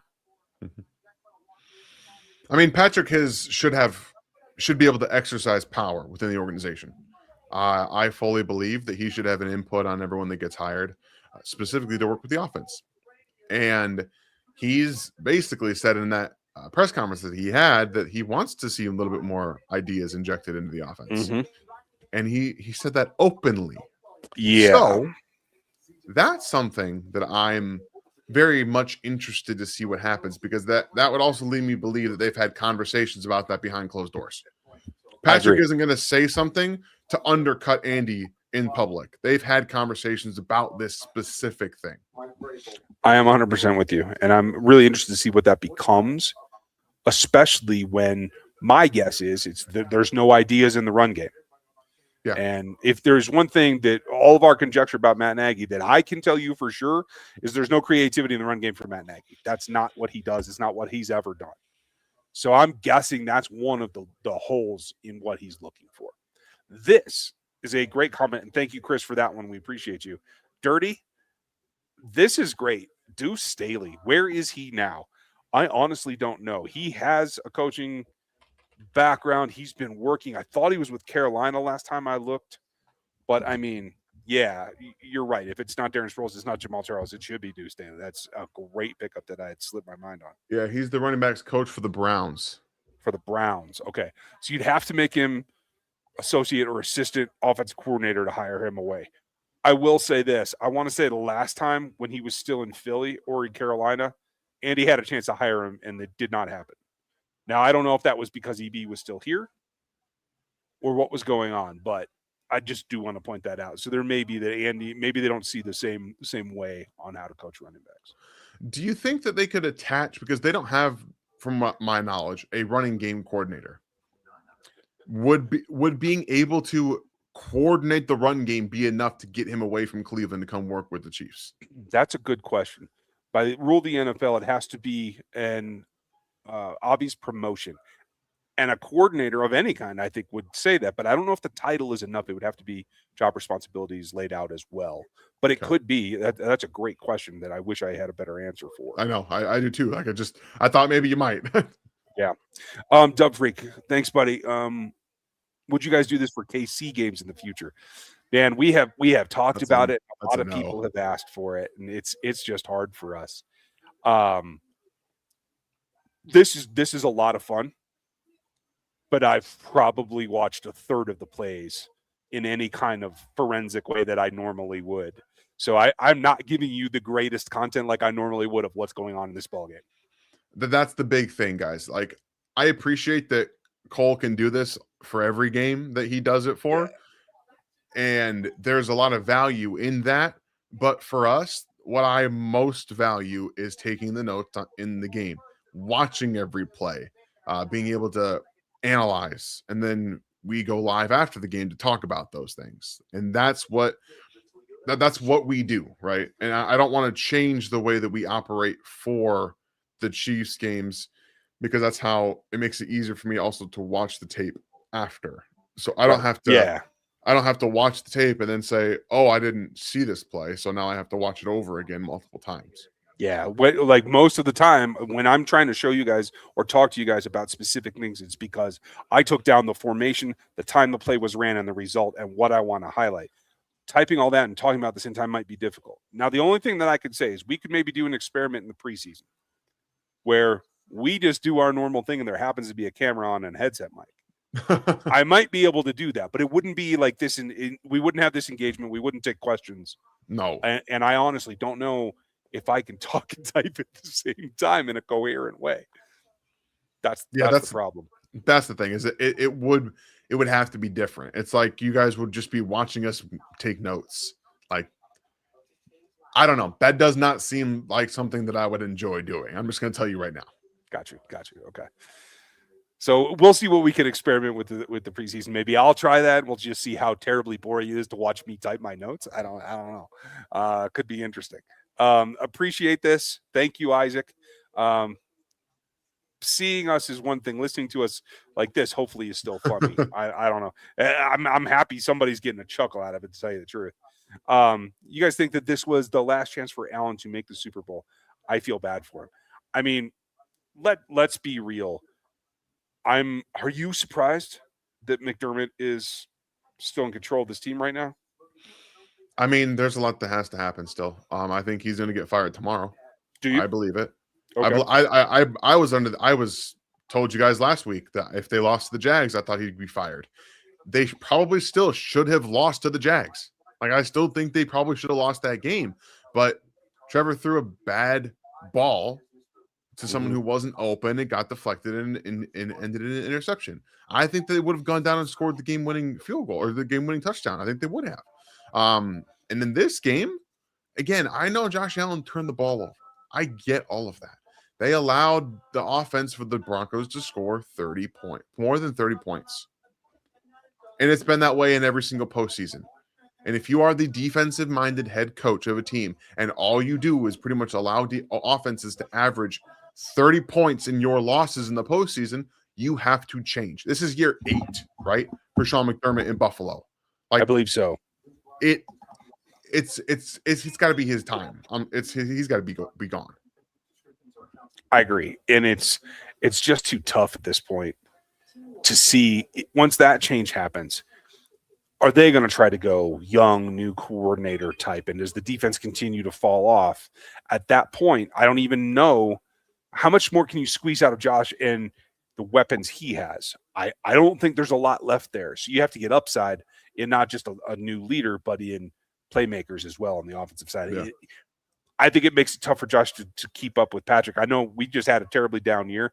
And if you're a Bills fan listening to this, you're probably like, what the hell are you talking about? You guys aren't even in the playoffs. That's true.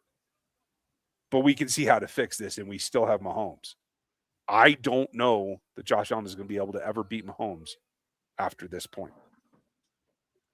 Not in the postseason, I mean. They may just continue their... I mean, that's the thing, though. It's the regular season they win, that's fine. But in the postseason, if you can't beat Patrick Mahomes... That's what it all comes down to. All right, we're getting ready for the second half. Daniel, I have got to get something to drink or I'm going to go hoarse. Are you good for a moment or do you need just to get up too? I'm good. I just got some water. My wife brought some in. Thank you. Oh, that's nice. Yeah, 3-hour streams are not that cohesive here. Now, Ryan's going to be right back, everybody. And thank you, King Osiris, for the comment there.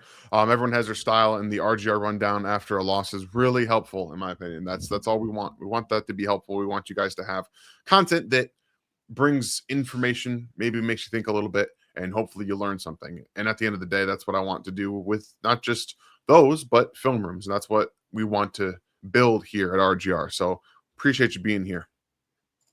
Thank you, Terry, for being here all the time. Can't help but thank you so much for the support you consistently shell out to us. And again, thank you for being here during these live streams that we are experimenting with, and we're having a lot of fun with doing these. So thank you guys so much. The third quarter just kicked off. The Rams have received the second half kickoff. Relatively moderate return back to the 25-yard line. And before they get back out there, I will first put this here. Well, I don't really want to do that there because I can't. Just put that there by itself. All right, I'll figure that out. Thoughts on CJ Stroud's game? I don't think CJ Stroud played well at all. It was rough to watch. It didn't look like he could grip the ball. He didn't have any confidence in the players around him, the offensive line around him again. And at the end of the day, I think he's just not the player that he was as a rookie, which is very hard to be right now. It's very hard to be that right now when that's the best that you've played. And outside of Nico Collins, they've been trying to, develop the wide receiver room. They drafted 2 guys from Iowa State in Jalen Knoll, as well as Jaden Higgins. I think they're going to be fine, good players. I liked Knoll a lot more than Higgins, but they seem to have different feelings. But the offensive line is the biggest issue. But he did not play well. And he, as well as Justin Herbert, have some playoff issues that they have to figure out. The Rams come out, run the ball twice, and they get a first down there with Kyren Williams. That's exactly what I expected coming out of the half. They should have run the ball more in the first half, and they should have been really more aggressive with it. But you got that motion, the jet sweep motion from Mumfield from right to left. You saw those linebackers shift on the motion, and then you run the ball at the middle for about 5-6 yard gain. So that's what I'm looking for from the Rams. They're going to get more of the run game going, and they're going to bring back the play action game. So they bring in Corum everywhere. Now they've got Corum on the field. Motion Kyle Winningham, and then background they give him a jet sweep. I'm not really sure I dig that vibe from the Rams. This is the kind of thing that we see all the time in the NFL, where you're doing something well, right? You have 2 runs on first and second down to get you a first down, and then you go to something that, again, you are letting the best player on the field tonight for the Bears, in my opinion, Jaquan Brisker, just read it and react. So it looks, and see, even Sean McVay tried to call a timeout there. Couldn't get it out. So clearly he didn't see or didn't like what he saw from that point and that standpoint. So now you got a 2nd and 10. And nice catch there again, down and away from Colby Parkinson from Matthew Stafford. But I think that first down play call is just not where I'd want to go. Doesn't make any sense. Brandon, I thought it was an interception all the way. The ball changes possessions. It's moving most of the time. Brandon Cooks never, in my opinion, gets full possession of it. And even if he does not survive the ground. So I believe it was an interception. Now we've got 3rd and 4 here for the Rams. Stafford's trying to change something real quick before the snap. Here comes a 5-man pressure, and then he throws that behind Puka Nacua.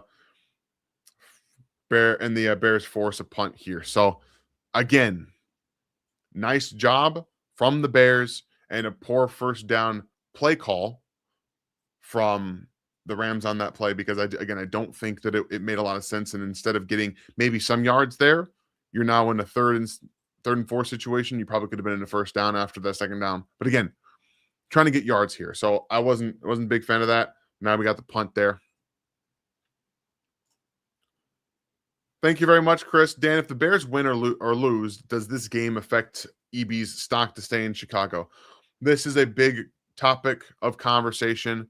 I don't think that EB is coming back to Kansas City, guys. I don't. Unless Patrick Mahomes' opinion is to bring back Eric Bieniemy, I don't think it's going to happen. Oh, we're back to Bieniemy, huh? Yeah. Well, he is an interesting figure, isn't he?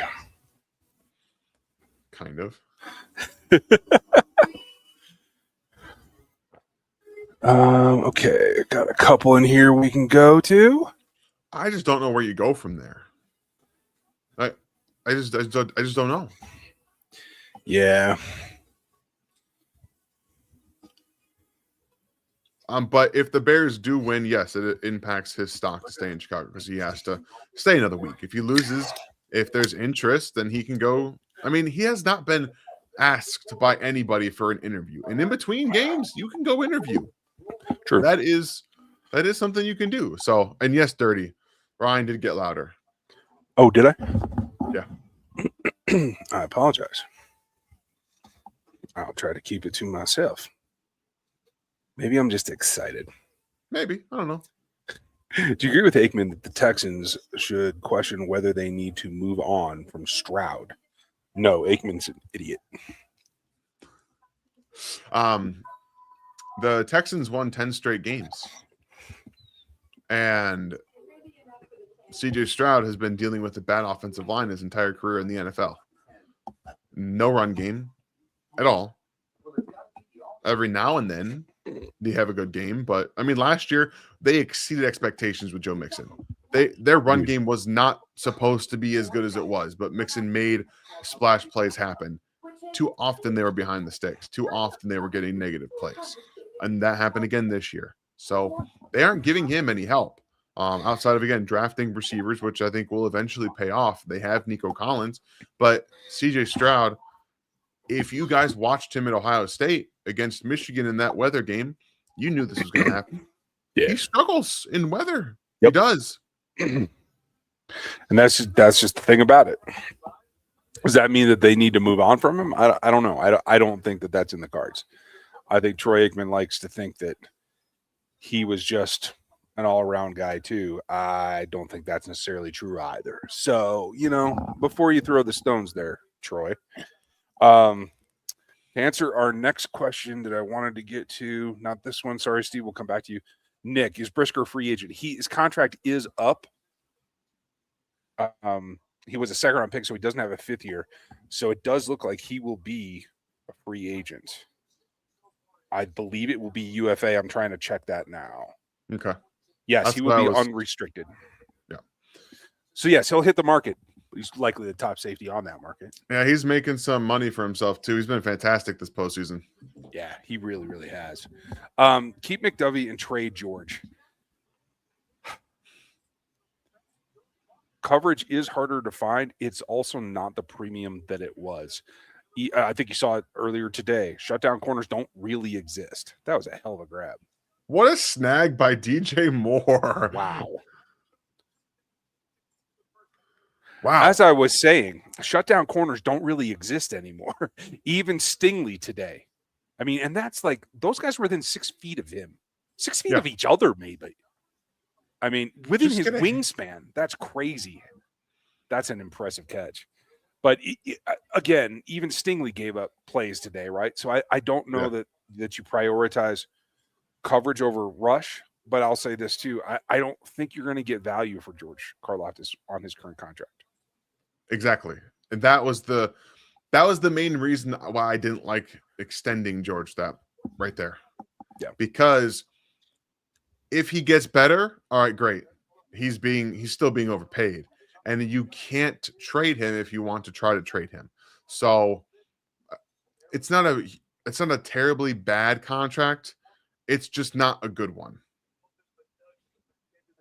I tell you what, you got to get your front side tight end to make a better block than that, Durham Smythe. I don't know what else to tell you. Especially get your face in there, right? Nearly cost him. Yeah. The only reason they got that is because he fell forward. Balls out. Ooh, that is a nice rip. It was a hell of a throw, but he definitely did not catch it. Yeah, that was an impressive throw.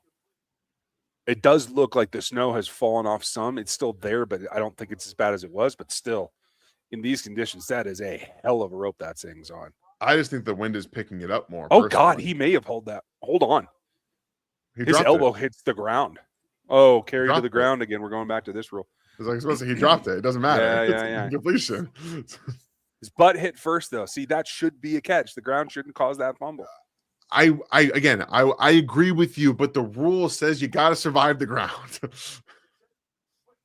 Ooh, Swift, Because nice we cut. all like we saw the whole Megatron thing, right? This is like the Yeah. Megatron catch in the end zone that he Yep. ends up dropping because he doesn't survive the ground. Like I don't agree with it, but it's the way it gets called sometimes.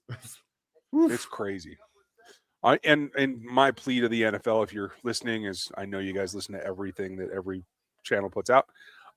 We should have, just like ESPN does for the college championship, we should have this Skycast view available to us every game. There's no reason not to do it. Yeah, I'm with Dirty, you. rotten owners. We all want to see it. That's all we want. I want to watch it right here. There. Perfect. Swift's got that angle. That's nice. Yeah. They've been able to hit some of those outside runs where the Rams just don't have anybody there a couple times this game. And kudos to the equipment guys, because I don't see guys losing traction, Right, especially so as it was rain before. Why 10 back off? What is he doing? I don't know.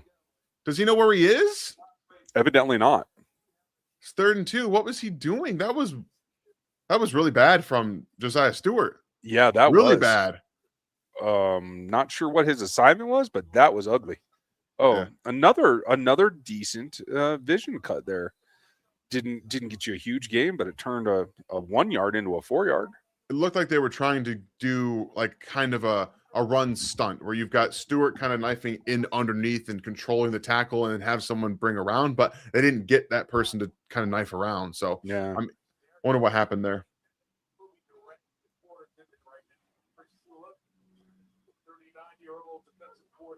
They could lose both coordinators, honestly. The Rams here. I got it. I mean, yeah, I think Shula might be a head coach somewhere. I agree with you. Ball's out. Oh, Burden. So close. Was that Burden? No, that was no, it was Colson. Just out of his reach. 3 and 6, still achievable here.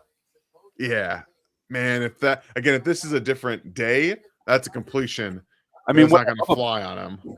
What I love about that play, though, and that personnel group, the way they were aligned, it was basically a 3-by-1 formation with Colson as the one. They were just all attached to the line. Yeah. And I think that narrows up your ability to get to the out-breaking routes. I like that. I think the Chiefs should be doing that. I'm with you. I am with you.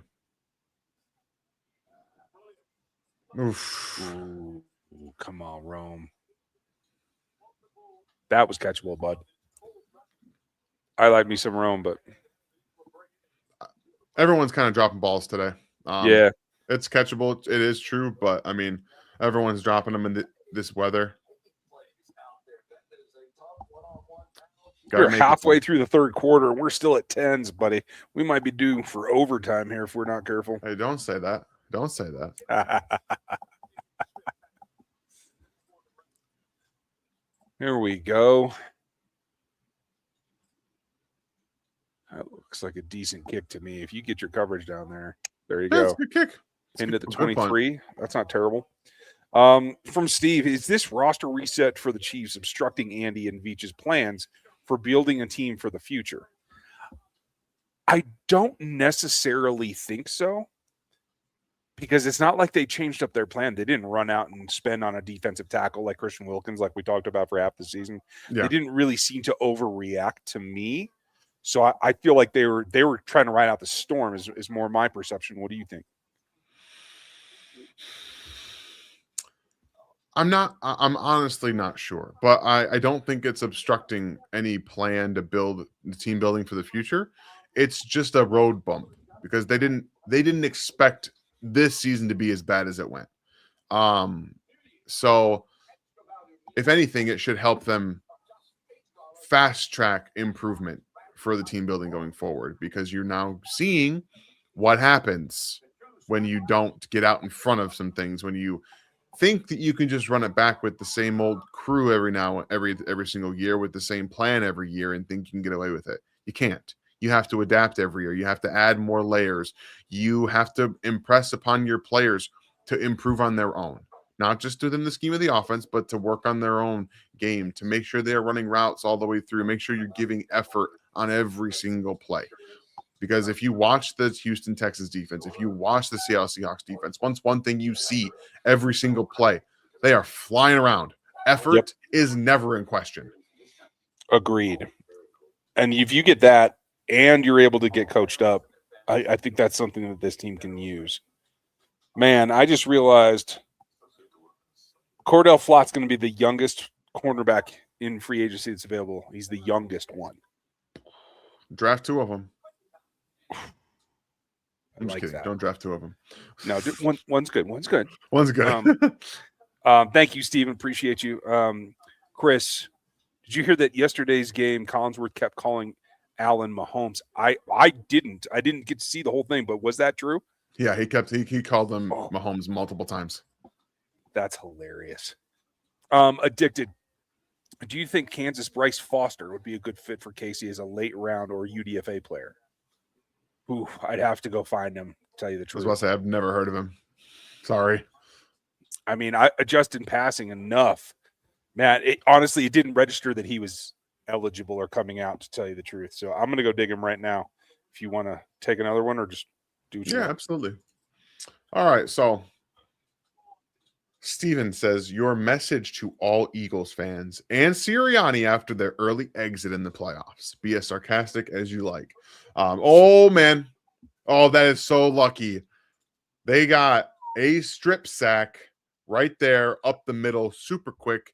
Stafford falls right on it. It bounces right to him. So lucky. Well, he just beats McClendon right over the face and doesn't get help from Dotson immediately. Whoo, boy. Okay, Bryce Foster is a junior. I did not ever hear that he was coming out. I'm going to check that now and see what I can find out. Yeah, and you're right, Wink. It was Romo that was calling him Allen Mahomes. Okay. That's right. It was the CBS game. So, yes, you're right. Gotcha. He did that. I will wait, Steven. Ryan and I will do this together. And I'll start talking a little bit more about what just happened. The Rams did a nice little draw play there on 2nd and long and went into 3rd and 8 situation. So they got quite a bit of those yards back, which is why I love the draw play just about any time, because you can get some good yards there. Just whenever it comes up, go for it. Yeah. I have not confirmed that Foster is actually declaring. I believe he is a redshirt junior, but I think he has the ability to be a super senior. So I'm not sure that's happening. Still trying to check on that. Rams try to get Mumfield on a wide receiver screen underneath. Kyle Gordon does a nice job reading it, gets him tackled to the ground, forcing a 4th down and punt from the Rams. Kyle Gordon's been all over the place too. Him and Jaquan Brisker, man, have been fantastic.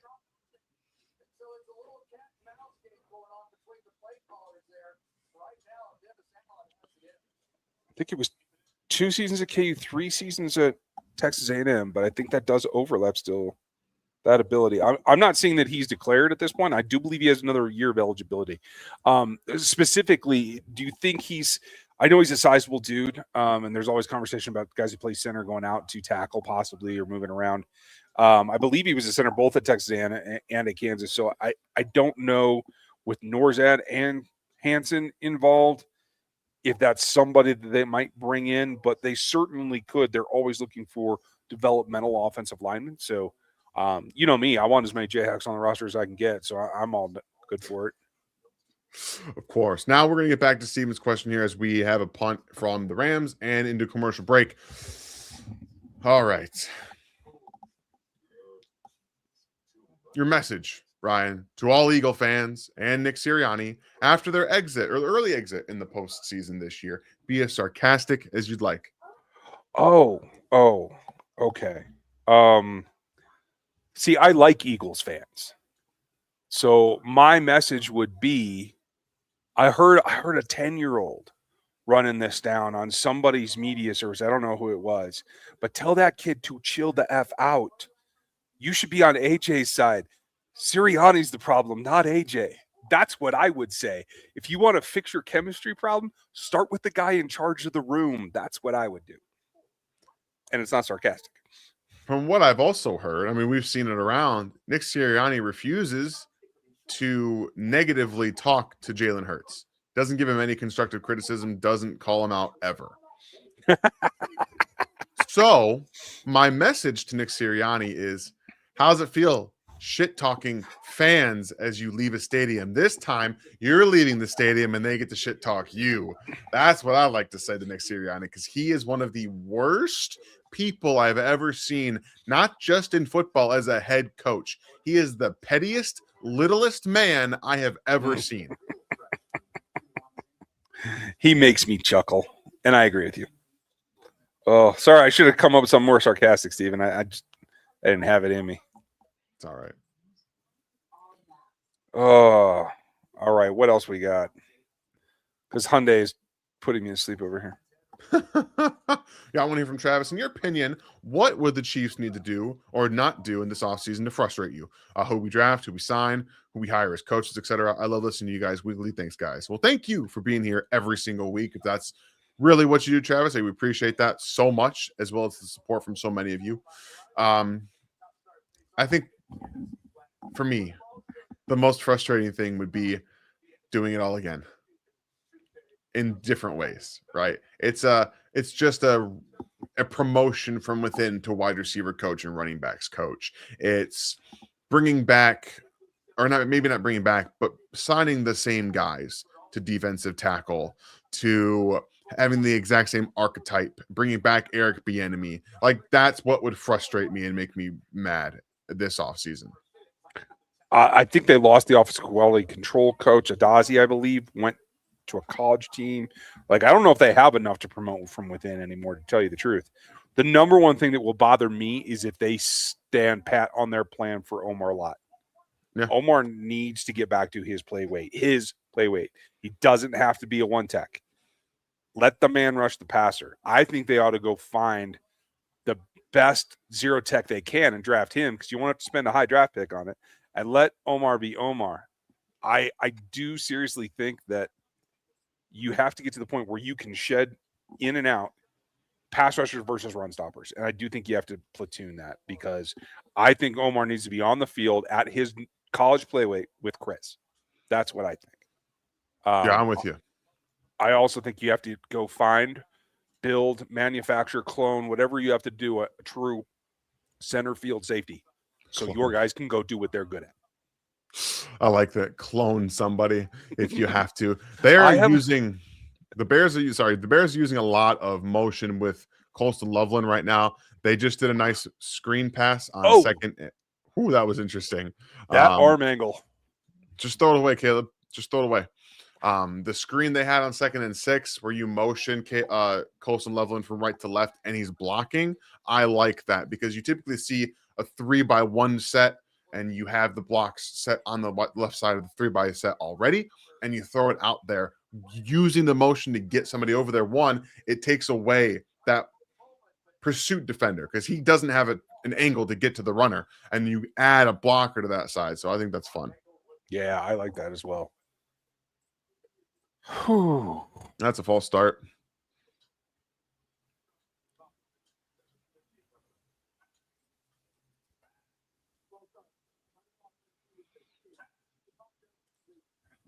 Oh, Perry said, rumor that Jalen won't run until he gets an extension. Well, they use him in those sneaks so much. At some point, he's got to think about his longevity too. He shouldn't run. Like, he shouldn't. Just to be fair, I mean, I'm not the biggest Jalen Hurts guy. To be fair. Like, he's not the best quarterback, and we saw that this year again. Ooh, that's not a good throw from Caleb. Really bad decision there to throw that up. And it just sailed on him. Damn it. I was trying to look up Hurts. I missed it. Yeah. Again, that's another one of those.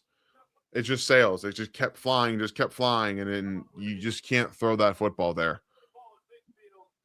It's never going to his player, ever. No, it doesn't look like it. So what does he have? Jalen has a new contract, so I'm guessing that rumor is BS, Barry. Oh, yeah, you're probably right about that. Yeah, I mean, he's under contract right now. He's 51 against the cap next year. I'm sorry, 31 against the cap. His guaranteed salary is 51, but they've done void years. Then he's 42, 47. He's got a whopping 97 cap number in 2029, and then he's got void years through 2035. Oh boy. So That's he's not going to void years. get paid. I'm going to take this commercial break opportunity to go to the bathroom. Get some. So yeah, like I'm guessing that's not the real reason, Perry. Because it looks like, when did he sign this? He just signed it 2 years ago. So in between the Super Bowls. So he's got great value. I don't think that's probably it. Napoleon, what position would you like to see the Chiefs double dip on the upcoming draft? Thanks for all you do. You're absolutely welcome. Thank you for being here. Couldn't do it without you. There's multiple positions. I would not at all. In fact, I think they should double dip at edge rusher. I think you need to throw bodies at it until you get someone who can attack and win around the edge. I would not mind if they double dipped at corner.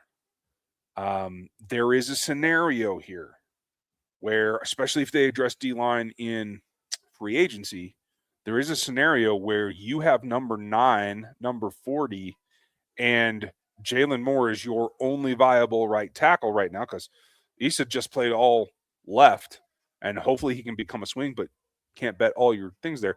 Should Jalen Moore have another injury or something, you could be in trouble. So getting offensive line could be a double down as well. I think really for me, corner and edge are the two. Because right now it looks like they want to go with Trent McDuffie and Christian Fulton and Noel Williams. It looks like right now that we haven't heard anything that maybe Jalen Watkins could be able to test the waters in free agency. Maybe he comes back, maybe he doesn't. Nas Johnson isn't going to be back. Joshua Williams isn't going to be back. I like Kevin Knowles. He's got a ways to go. And so I think you're going to have value and opportunity in this draft class at corner. And I wouldn't be against them taking a couple of them. Now, I wouldn't necessarily make them super high draft picks, but third round, I like Keontae Scott from Miami. You guys are going to see him in the national championship game tomorrow night. I like Pons. He's going to be in the national championship game tomorrow night. And I do think right now, kids that played at Texas Tech, like Jacob Rodriguez, who I think is a great linebacker prospect. I don't know if he stays in the top 100. I think right now he should, but we'll see what happens.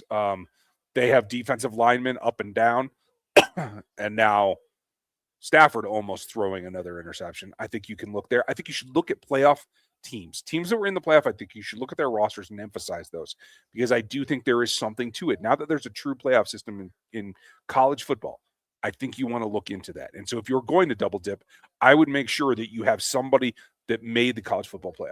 So like Pons, like Keontae Scott. There are others. I know Chris Johnson's really rising up boards for him. I keep hearing his name. He's skinny kid from San Diego State. There's options is what I'm saying. So I think corner could be another one of those. Let's get back to this game while we can. 3rd and 10. Stafford lets it go, but outside the boundary, and really didn't have a great chance to get to that. So it looks like both quarterbacks are starting to struggle here in the cold. Maybe not as much driving snow, but the cold seems to definitely be bothering them. They're highlighting Gordon on the broadcast right now, and I do think he does look like this week has helped him, or the turf conditions are helping him. I think that's part of what's going on here. And I'm sorry, I was trying to make this a little bit more dynamic here. And so we have what we need still up at the overview. The other thing that I would say is don't be surprised if there's pre-draft movement that precludes everything we're looking at now. I do think there could be a couple of trades of veterans. I do think there's going to be restructures. Patrick Mahomes' contract has to be dealt with. Depending on what that is, depending on what the new cap number is, those are the two things that are going to really change what is going to be possible and where they would possibly want to emphasize what they're doing. So I think it can change. But right now, I could double dip a corner or edge or offensive line. And so, Dan, I hope you feel better because I was just going on and on about. Question was on double dipping at a given position in this draft class, and I know you love the corner class. Is there another position that you would like that, or would you not double dip at a position at all? I mean, they got 6 picks, right? Yeah, they have 6 picks. I think now, you can. right now. You're right. Yes, as it's currently constructed, you have 6 picks in the draft. So, I do think that double dipping will happen. 6 is still. I don't think you can just diversify that way. Like that's a lot of positions. Yeah, I think doubling up on a deep position group is a good idea. Whether that's corner, whether that's defensive end, whether that's defensive tackle, hell, maybe it's running back or tight end. But at the end of the day, corner is the deepest. Safety is very deep as well.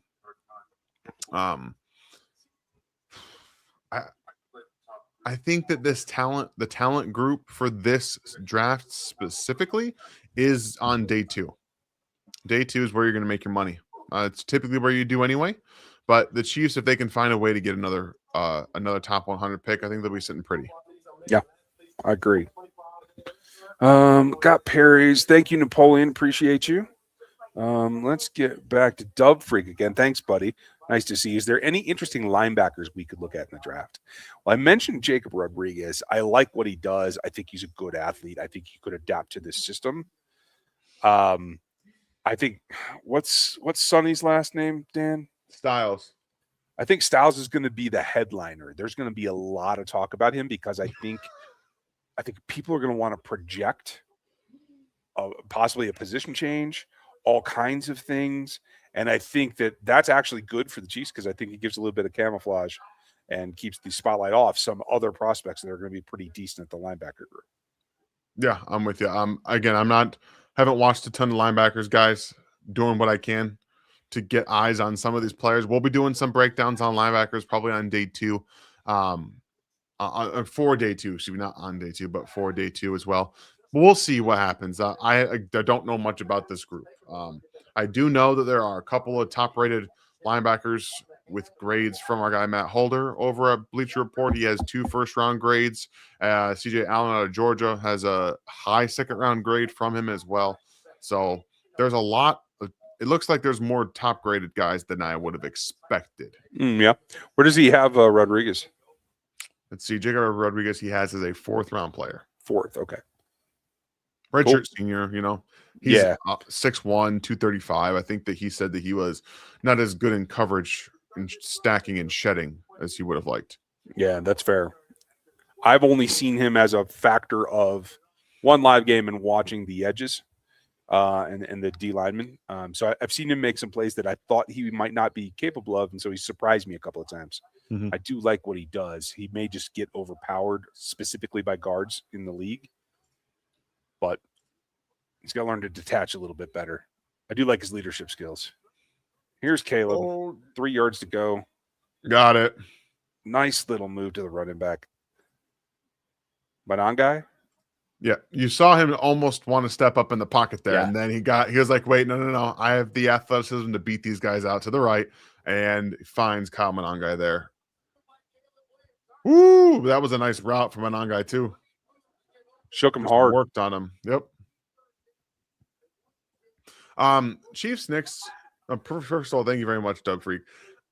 I think in a game like this, you need to get the ball out quickly, and you're trying to also open up the deep shots. They live in that high variance, right? Where you still get some of those big plays. You want to open those up a little bit more. So I think they're trying to drive corners and safeties downhill quickly with those screens so they can fake it and hit it deep. I think that's what they want to do. Well, and it's working. That last time they were aligned with 7 in the box. I mean, nearly 8. He was creeping down there. So you keep pulling him down, and you're going to have your shots here pretty quick. On this drive is my guess. Yeah. Don't know if you answered that question, so I'll cue that up. Yep, just take off, Caleb. Smart. Man, I want I'm to really see. impressed with the traction they're keeping. I keep I waiting know. for somebody to slip. It's really, they've done well with this field. Yeah. Hats off to the grounds crew over at Shoulder Field. This is a really well kept, it feels like, and he did not get the first down. So it's 3rd and short. What are you doing here? You just running the ball? Oh yeah. There's no reason not to at this point. If I'm inside Rams territory, I'm probably play actioning this and Are then you? going for it on 4th down. I'm gonna motion away and hammer it is what I would do. All right, they're not across 50 yet, so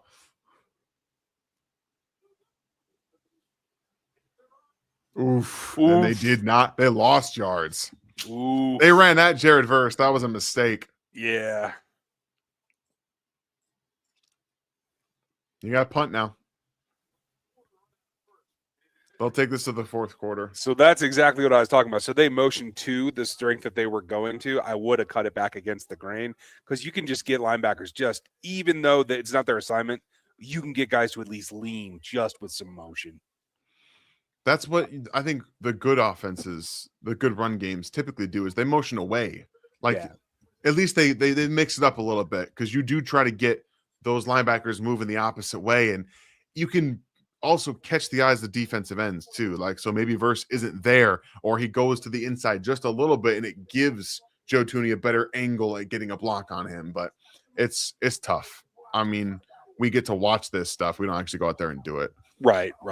And in all honesty, if you had done that with a tight end, maybe you get to let Verse come through and wham him and cut right inside of him, and you've got that first down. But I can't execute that block, so I guess I should shut up. Yeah, no, I can't either. That ain't happening. All right, Ryan. I don't know if you answered this question. But as the years go by, I find myself becoming more and more frustrated with the finesse ball the Chiefs have. After watching Seattle maul people, it made me drool. I want that defense for Kansas City. Yeah, and I go back to, this is one of the things that Gus Bradley had back in the day in Seattle as well. That's why the Chiefs went out and got Frank Clark, to bring some of that to Kansas City. And I think he and Chris were a good duo, and they weren't able to double down on it enough. And I think this is part of Steve Spagnuolo's issue, in that the guys that he wants to play power based aren't able to attack fast enough or strike enough fear in the eyes of the tackles in particular, so that they have to adjust. And that when you get them to adjust, you can then bring your linebackers and DBs, like Spags loves to do, with a lot more alacrity and the ability to get home. I think it all flows together, and I think the aggression comes from physicality. Defense is always based on physicality, and if you get too much, or you get guys that take too many plays off, I think that's where you start to lose momentum, and I think that's what's happened to the Chiefs. Yeah, I mean, I love Spags, again, as a game planner. If you look at the Houston Texans, if you look at, even to an extent, the Vikings, the Rams defense and the Seattle defense, what's one kind of thing you have in common there with defensive coordinator? Energy. Like the head coach for the Texans is their defensive coordinator. I know that their DC calls plays for them, but they bring the energy. Mike McDonald is a younger coach. Shula is a younger coach. These guys bring the energy to their defense, and they connect with the younger guys on that type of level. And as much as I love Spags, he doesn't do that. He can't do that. It's not his style. So they do typically draft the guys that aren't as loud. They're more of the let their play do the talking kind of players, and that's a direct reflection of Steve Spagnuolo, in my opinion. Yeah, you are not wrong, and I think it's how they all choose to try to fit, and unfortunately, that works sometimes, and sometimes it doesn't. I'm sorry if you've answered this already, but how the AFC side is playing out, do you feel confident in the Chiefs next year? Absolutely. If the Bills that the Chiefs are able to beat year in, year out had gone and just run ramble over everybody, I'd be like, okay, maybe the Bills are actually something you got to worry about. They could have beaten this Denver team had they been able to pull their heads out. And I think Denver's likely going to the Super Bowl at this point. That's just my personal opinion, but that's how I feel. With If they can Jarrett get Stidham at quarterback? No, absolutely not. Oh, I forgot about. See, I keep forgetting about the whole injury thing. No, you're Yeah. absolutely right. They will not go. I feel there's no way they can go because I keep forgetting about that. Because I was really impressed. Like all the drawbacks that Bo Nix had, like it was ascending. I'm actually thinking that the AFC West is going to be stronger next year. We'll see what they get done in Los Angeles with how they have to make some tweaks. But I think the strength of the AFC West makes the Chiefs that much stronger. If they can get their issues sorted out, which we know what the issues are, I think that they can come back strong. I'm pretty confident. They have to there has to be a course correction here. This is the not just a fall off, but if you keep going this way, the Broncos are going to be in front of you and the Chargers are still going to be in front of you because you don't have the same team that you had a few years ago, and you're playing on the same exact team that won those Super Bowls and is not adapting to the way that the NFL is currently being operated and run. So, yeah, I'm again. This is the offseason that it has to happen. They don't get a gimme. They don't get a mulligan. You have to do it this season. You don't have a choice. So if you don't do it this offseason, I believe that if they have another stinker of a year, Andy Reid will be fired next year. I believe that. I'm not sure I do, but I'm not going to say one way or the other. I got to see more. I'm just looking at it now. I'm pretty convinced looking at this that it's Patriots Seahawks in the Super Bowl. Yeah, I think so too. Ooh. Oh, that's unfortunate. Oof, that's a nice turn. Two Bears players run into each other trying to cover, and you just get Colby Parkinson turning the outside shoulder, and there's nobody there.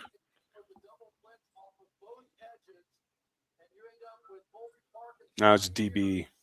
Yeah, it was the nickel blitz there. Yeah. Yep. Brisker's coming down. He just takes the wrong angle. Doesn't stay on top of the tight end. Got to stay on top of the tight end. Absolutely. In this offense, they'll hurt you. Okay, across midfield at this point. Oof. Little straight ahead dive. Not the most creative. I think both play callers are doing pretty decent about trying to keep things mostly downhill when they can. In these conditions, I think that makes sense. Seems the Bears are hitting the edges more in the run game.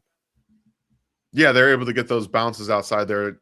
We see the Rams kind of either they lose outside contain or you have a player kind of go off on their own like we saw Josiah Stewart do, and they're able to bounce those outside and get those first downs. So they are doing a better job attacking outside than – and it's weird because I feel like the Rams outside runs have been like screens or Naked Boot has to set his feet nearly picked.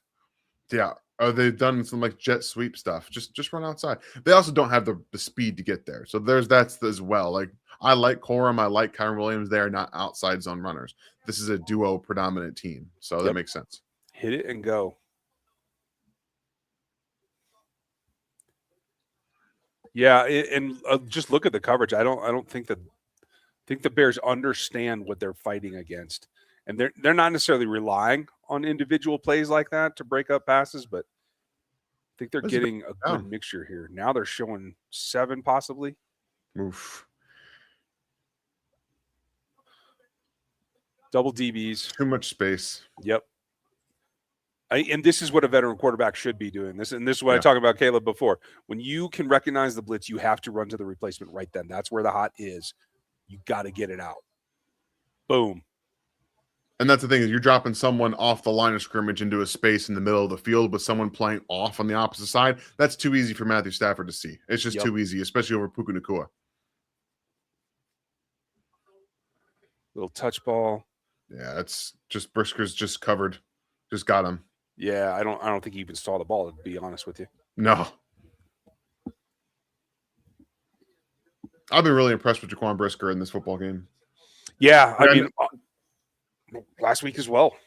Yeah, I always knew he was a good player, but not only obviously with the contract year this for him, right? He's playing for another contract, maybe in Chicago or somewhere else. But the coverage ability right now, what we're seeing him and his ability. I mean, I know he took the wrong angle on the Parkinson play, but for the most part, he's been when in man coverage and not just having to drop down on somebody, he's been very good. Yeah. Oop. And he's been able to elevate his game from the regular season. Ooh. Oh, that's an interception. Just ripped it away from Devontae Adams. Oh, back up, Brisker. Back up, Brisker. What? You They're see saying this? he's down?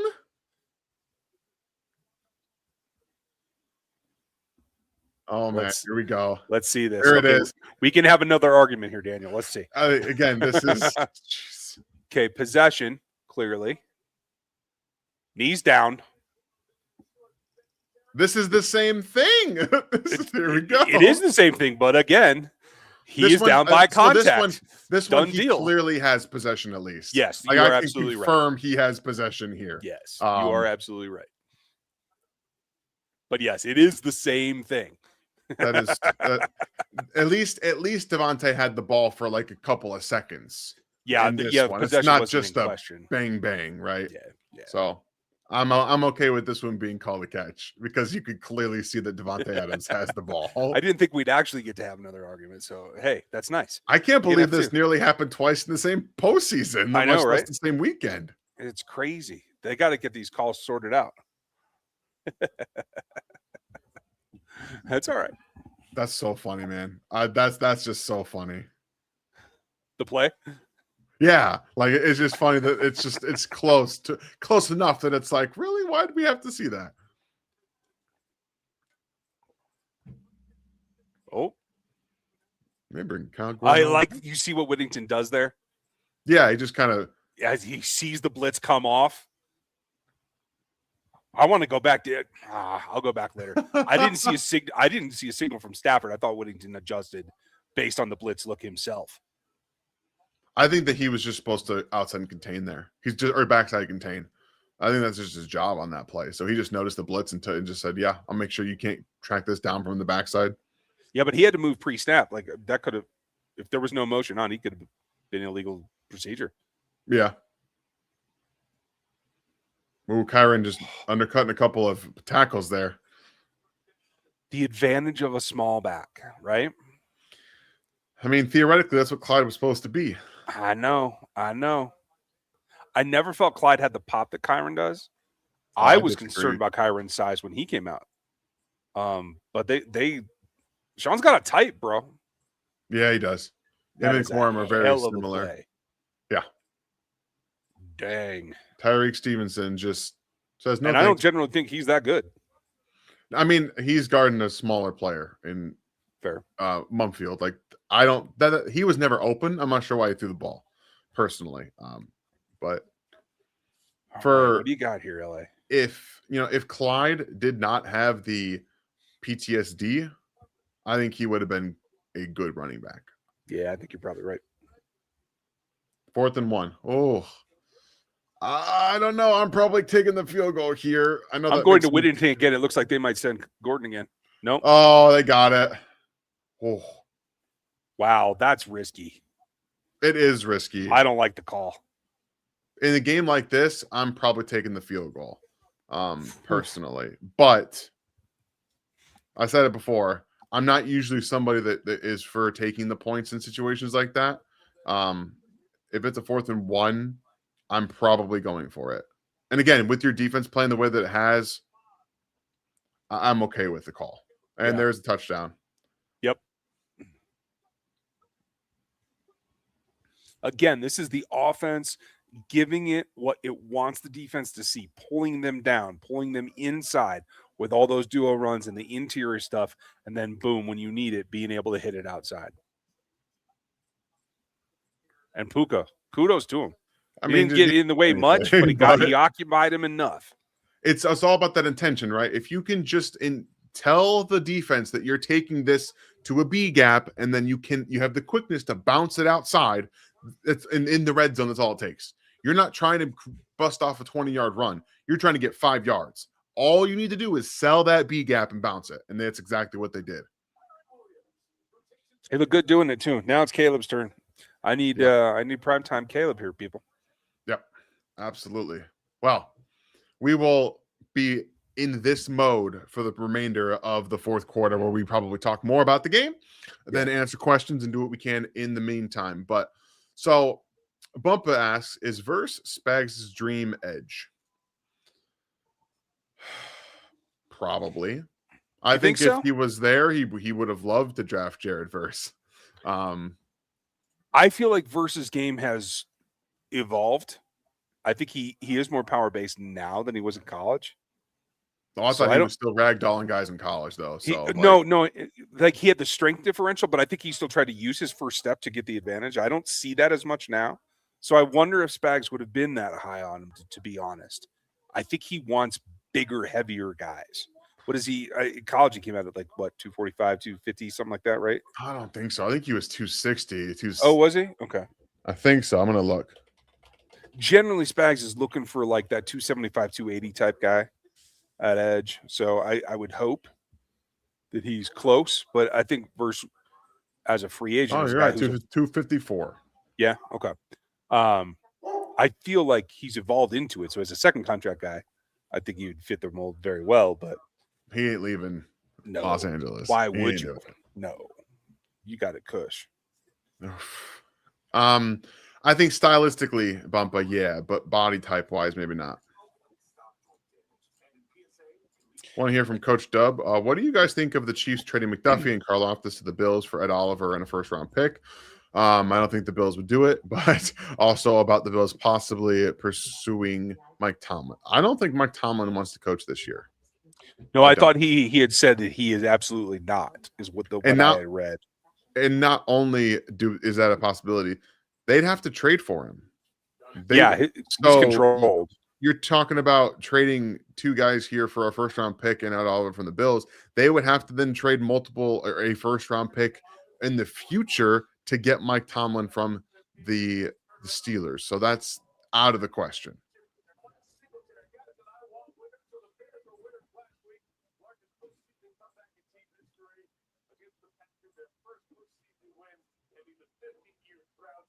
I'm just grabbing a couple others. Yeah, no problem here. What was I going to do here? I saw something I was going to talk about. I can't remember now. Never mind. Oh, this is what I was going to do. Yeah. We'll get to that one after the next commercial break. There's 8 minutes and 50 seconds left in this football game, and a nice return here from the Chicago Bears out to like the 36, 37-yard line. Duvernay when you need him.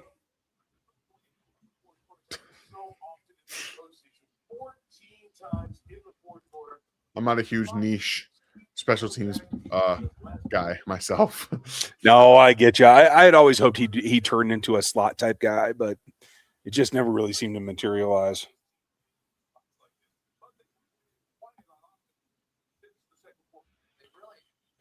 All right, here we go. We got at least 2 tight ends on the field. Then we got 3 tight ends on the field. Or is that an extra offensive lineman and 2 tight ends? Couldn't tell. 79, it looked like, outside of Joe. So, yeah, offensive lineman. And they threw to him. What the motherless. Caleb, they need you to be in control. That was not in control. Theo Bennett's the kid from Canada. Played at this school that was the Laurent Duvernay Tardif's rival, right? Good athletes. I don't know why you put him in there. If you have a prescribed fat guy touchdown play, fine. But just to put him in a route randomly doesn't make much sense. Just run the ball. Yeah. Or play action to your actual receivers. I mean, for the love of God. Go, Caleb, go. Oh, nice job making a guy miss. Woo, boy.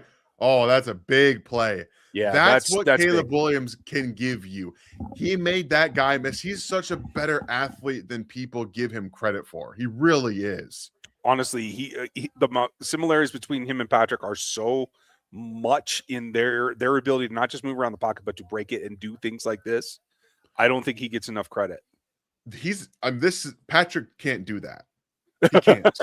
I'm telling you right now. No, what that specific thing that Caleb just did, stepping up and making a guy miss with that tackle, he's better at making guys miss that are coming down at an angle or from behind. True. Taking on a guy straight up like that, he doesn't have the short area quickness for that. And then the burst you saw from Caleb. That's a different player out there. Patrick is a very, very underrated, as we all know, mover and someone who shouldn't be able to move that way, but Caleb is a special athlete. Yeah. Little bobble there from Swift on the pitch there. Hope they can get that locked down. Too many chances right now, and both teams have been taking a few that I think have failed to bite them. They got to be careful here. I like the 2 runs here. Uh-huh. I like that. Again, you had a big run. You didn't have a great pass on first down that you threw to an offensive lineman. You're settling down now. Caleb gets you a big play. You want to grind some of this time out, and you're still moving up front. So I like the call here. You get 3rd and short situation.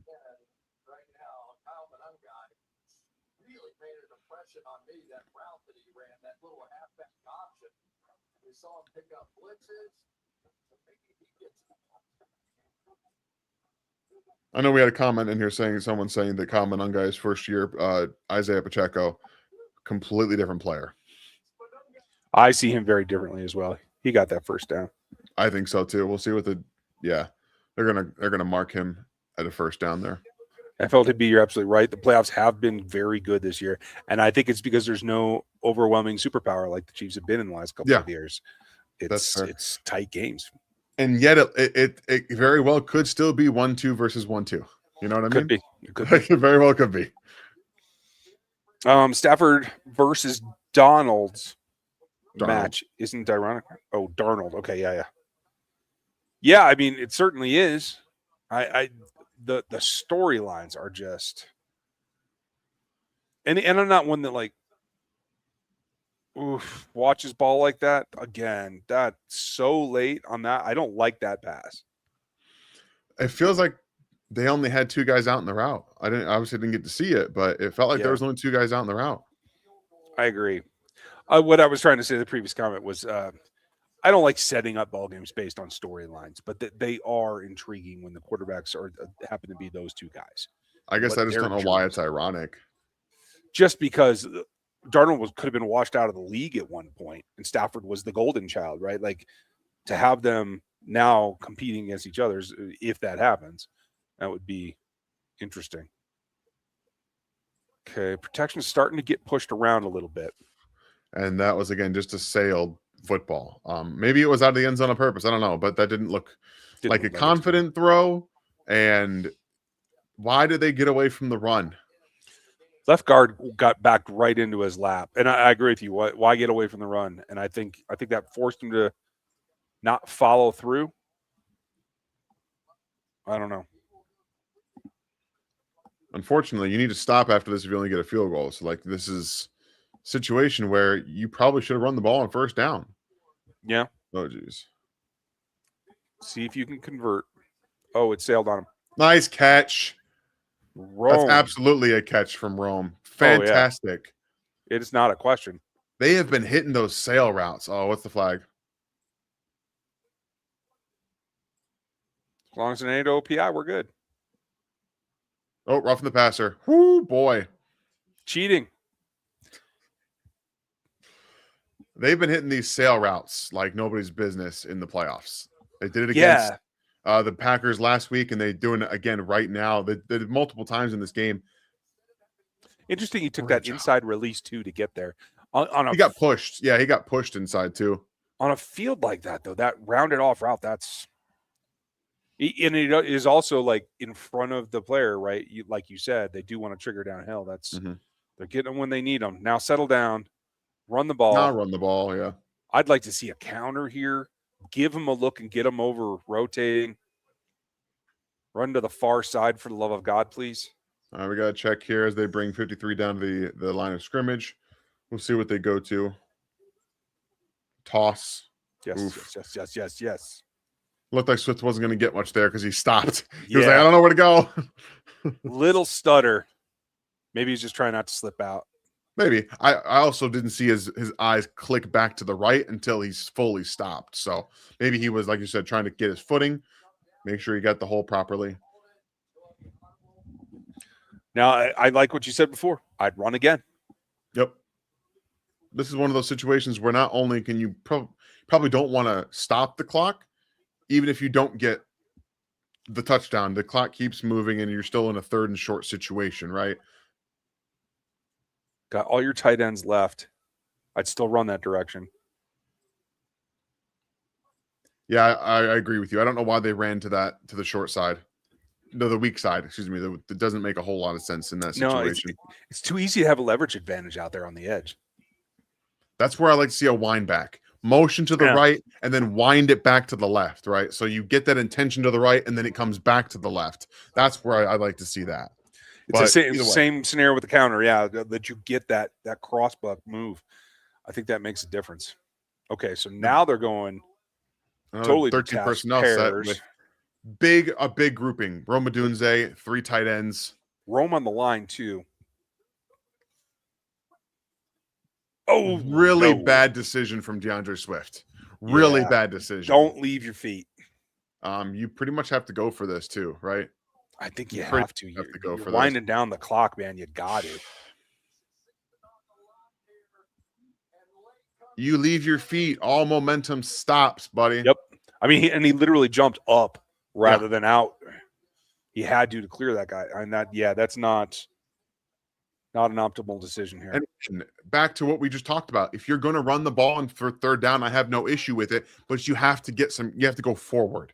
You can't go laterally and basically get no yards. Like, you got to make this a little bit easier. Take it yourself. Oh, there it is. Oh, I think he could have made it to the end zone. I think he could have too. Damn it. All right. Well, sorry, Mom. Yes, we are rooting for the Bears to win this football game. Both of us are. I also think he was just late on the throw. I think he's just late. Yeah. I didn't like the alignment. Was 10 in the backfield? I believe so. I believe Burden was, but he was doing an angle route from backfield, I think. Charlie, is the edge out of Auburn the nightmare scenario at 9? Not for me, because I won't pick him. I don't think he's got any juice. So I mean, that's exactly what he's saying. It is the nightmare scenario that the Chiefs draft him at 9. Interestingly enough, I find this weird from somebody who watched George Karlaftis and didn't want him in Kansas City, but Ken Swanson actually likes Keldrick Fall a lot. And I don't get it. There's no on-field athleticism. There is no pass rush juice. He's a run defender that has no instincts as a pass rusher at all. He's got length, and he's got a pretty good anchor. That's the two things I liked about him. And he's 20. Oh, I didn't even know that. So he's young. Yeah, Ken and I did a show on KCSN a couple of months ago. Nah, maybe not. Might have been around Christmas time. Anyway, and before we even got to the Q&A thing, we were talking about it online. He loves the kid, and I'm just like, and at the time I hadn't watched him in depth. I've got 4 games in now, and I'm like, I don't see anything I gotta have. Yeah, no, I don't get it. But here's the thing, Bumpa. If he's a Greg Rousseau, you still are in trouble. He's not giving you what you need. And if that's the upside that we're shooting for at 9, no. Greg Rousseau was a day 2 pick, and he is a defensive end 2. Greg Rousseau is not the goal. No. So, and again, here's what I will say. He can still learn to be a pass rusher. It is true. He can learn, but he is not an athlete. But anybody has to learn is not a top 10 pick, period. Yes, and plus, when's the last time you saw someone get better as a pass rusher when they got to Kansas City outside of Chris Jones? When's someone that's done that? Name one person. I'll wait. It doesn't happen. Don't wait on me. I ain't got an answer for you. So you can't count on this group to develop a pass rusher when he's 20 years old and he's going to come in and be asked to stop the run and then just crush the pocket. I mean, honestly, if you get to that point where you're just picking on when you're stuck and you can't trade out and you have 2 guys that I think I like Parker a good bit better than I like Falk. So, yeah. Good tackle there. Try to keep it. That could have sprung. I was about to say, it looked like it was going to go.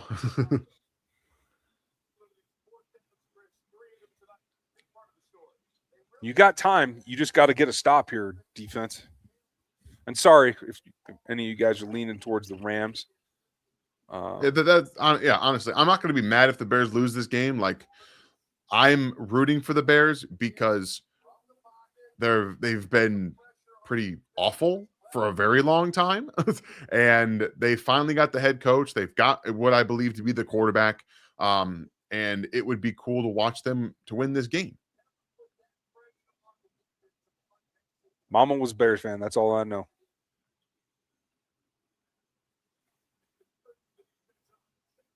All right. They're attacking the A-gaps now. Got some more bulk in there. Stretch run. Well, Didn't see that coming. Stevenson, you got to be outside contained. Oh, no, that's Johnson. That's not Stevenson. Jalen Johnson just gets upfield or just stops on the block there and doesn't maintain outside contain. That's just, you got to be better than that. Who's the edge to that side? I didn't catch it. See, folks, on a game day, I hit rewind right now and I go watch the play 2 more times before the next play goes off. That's how I tell you stuff.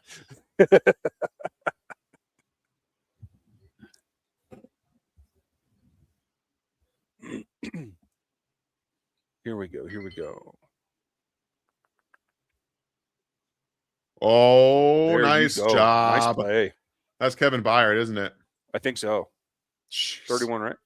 Yeah. That's the play you need. Now this is the drive. We know that. This is it. This is the last one. If you can't get a stop here, the game is over. Yeah, and if I don't have it big enough here, I'm gonna zoom in a little bit. There we go. That's good. Well, they're telling us what's happening before I'm seeing it. So, gotcha. They do get 2 yards on this play. All right, 3rd and 10. This is the Chicago Bears season. This is it. Right here.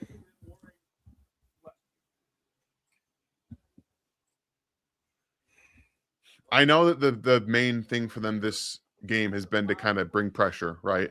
Bring pressure and throw Stafford off. Do you just go back to the well? What do you do if you're the Bears in this situation?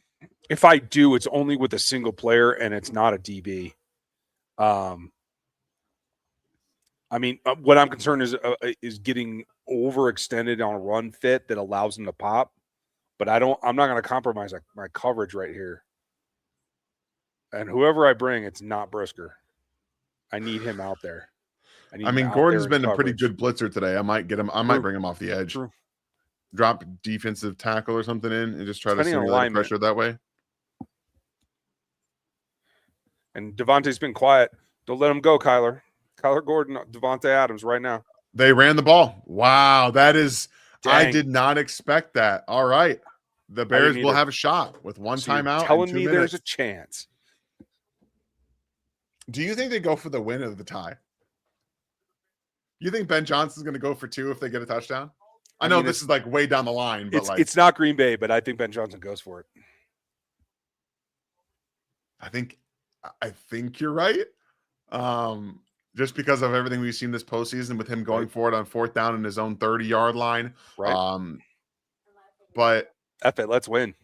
If you go all the way down and they are tired, go for 2. I'm with you. Okay, we answered Charlie. We're at commercial, so we're going to go with our super chat. Thank you. Wimich. Is that how I'm supposed to say it? I'm sorry. Thank you for the support. Appreciate you. It's been 1,780 days since the sausage retired, and I'm still sad. I'm with you. Thanks for all the content over the years. You guys are great. Well, thank you for being here, and thanks for the support. Thank you. I'll tell you what. I hit my Burton up a couple weeks ago. Did you? Yeah. I'm like, hey, Mike, I might need you back, buddy. Transition to media. I got stuff. I agree with you. Like, and I do think you saw who was using the fullback this afternoon. Somebody was. Everybody. I know that I think the Texans had to. I think they had to a little bit. They're running out of the eye, like old school. I think the Patriots did a little bit too. I don't remember. I don't remember exactly, but I mean, I will not tell you that the lack of usage of the fullback in the last 2 years is not part of the downfall of the Kansas City Chiefs. So here's what I would say. It's time to get a true H-back. A real H-back. Okay. Not a fullback, not a tight end, but someone who can do both. There are a couple of options in this class. Riley Nowakowski, tight end, slash H-back for Indiana is one of those players. Can be a core special teamer, can do everything you need him to do from a blocking perspective. He's 6'1", 255 pounds, I think, something like that. So he's good build for an H-back role. He is somebody on day 3, I would be like, bring him into Kansas City because he can also run routes. He's got very good hands. He's a reliable player, but someone that really the Chiefs need is like a true H-back type player. Say his name for me again. Riley Nowakowski. Nowakowski. I mean, that just sounds like a fullback. Come on. He's fun, man. I was impressed again for a guy who's got his resume. Was very impressed with him. Again, I have a 4th round grade on him. He's a redshirt senior, so like these things they matter. But he's just played with Indiana, and they are very well coached. So yes, that is somebody that I'm bringing in every time. I like that. In fact, while you were getting something, I was talking about how like I'm looking specifically to bring in guys that play on teams that are in this college football playoff, and that is a hell of a break for the Chicago Bears. That is a terrible punt. A terrible punt. Mr. Evans, enjoy your time in Cleveland next year. Wow, that was bad. Yeah, that was terrible. But it breathes life into them Chicago Bears. Let's go, Caleb. Figure your stuff out, bro. Thank you very much for the support. We are going to bring up the game. This is the last drive of the football game for the Chicago Bears, unless they tie it. Yes, and Knicks fan, I'm sorry, I did see your question. I have no idea how many snaps that was, but we'll check that out. Here we go. 150 remaining, 1st and 10. Caleb Williams got 3 out one side. Is that Swift on the top of the screen? I think so, yeah. Oh my gosh. Ooh. Luther Barden's got to catch on to that one. I don't know why Durant's celebrating. You didn't do jack, bro. Yeah, he just dropped it. He just dropped it. That ain't plus to you. It's just a minus to Burden. I like the stab on 1st down, though. I got to admit. I do too. That's a well-placed football. Yeah. It's a well-placed football. It's a little in just front of them. Just a touch them, high. But again, come on, Luther. The wind. Yeah, exactly. Yep. Do you run the ball here? And a draw with a mug, maybe. No, what do I know? I'll take that for a 1st down. Stop me if I've heard this before. Nice little bender there. Colston, Rome. Rome. He doesn't look good. He's hurting. That ground's hard at this point. Oof. I'm looking at Rome all day. Yeah, right now he's you got a singled one-on-one. up. Is that Emmanuel Forbes? Looks like it. Take it. Nice run. There's space there, though. You don't have to cut back outside a second time. You could have gone in. I like it, though. He got more yards, though. He got more yards. Punish him. Let's go. You're right, though. DeAndre Swift is thicker than he used to be.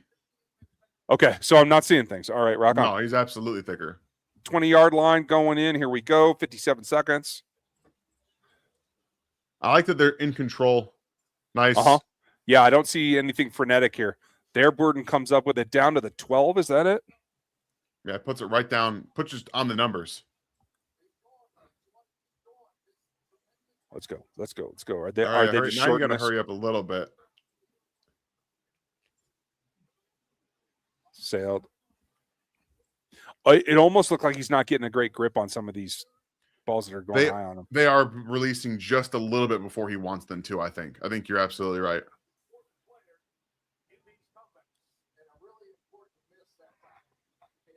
So you still thinking I'm right? They get in, you still think he goes for it? I don't think you can. I like Jacob doing this. Go get the damn thing done. That's what I'm here for. Come on, Caleb. I think you tie it. Especially if it's like the last play of the game, I think you tie it. But we'll see what happens. I would target him. I like that. Why are you throwing that ball? Yeah, high again, into coverage. Yeah, I mean. This is now your 4th down. I probably would have. No, I wouldn't have run it, but I don't know why they did that. I would like to have seen what the coverage was on command. It looked like he was free and open. Right here, I'm probably moving the pocket a little bit. I want to get Caleb out and then into space if no one is open. 4 yards, you can get me 4 yards.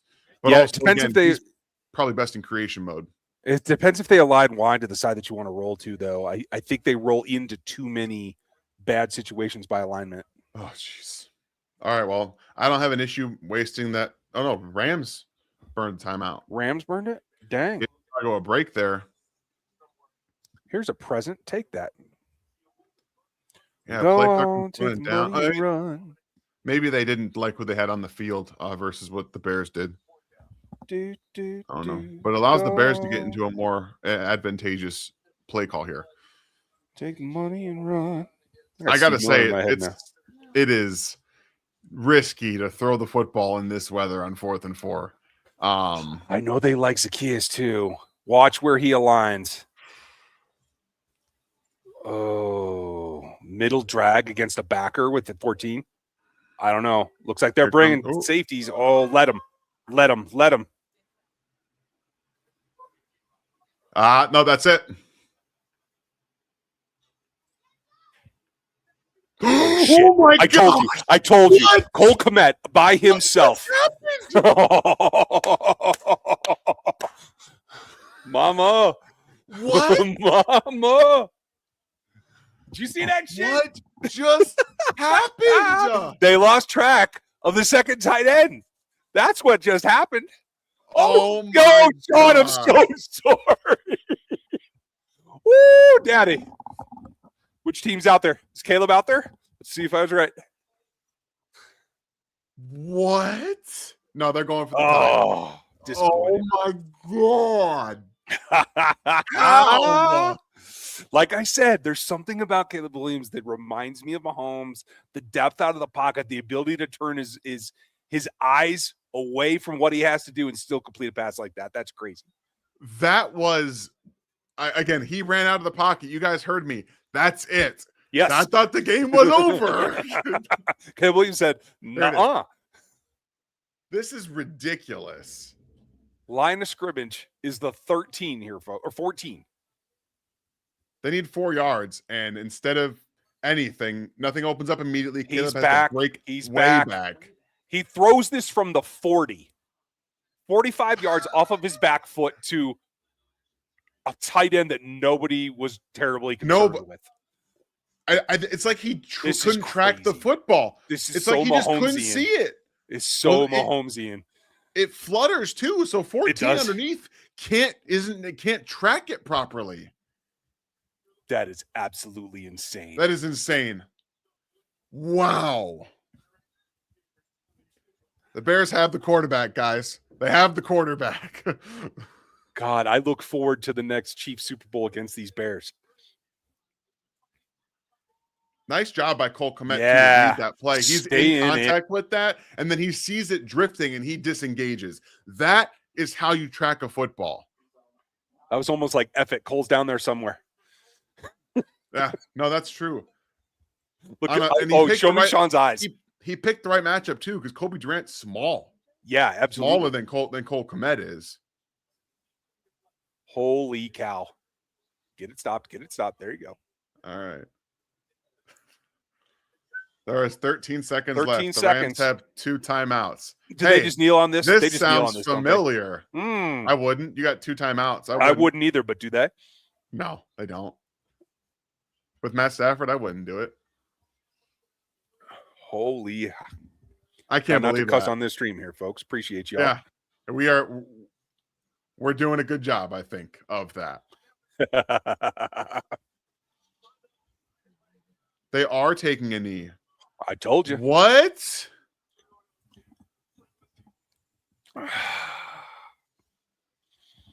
I agree with you. I would not ever even consider that. Sean don't want a mistake that gets run back. Just too conservative, in my opinion. I want to give a hats off to Robert Mays, the Athletic Football Show host who is currently probably losing his mind. He is a Chicago Bears fan, and win or lose right now, he just watched Caleb Williams make one of the most spectacular plays again of the postseason. So I'm happy for Ma. All right, I want to guys. see We the all know Komet how thing the again. I felt like it was physical. I didn't feel like it was a total push off OPI, but Oh, it wasn't. It absolutely wasn't. He just disengaged. That's all it was. It's no OPI at all. Oh. I like how the refs like, unless there's a defensive score to Kevin Byard.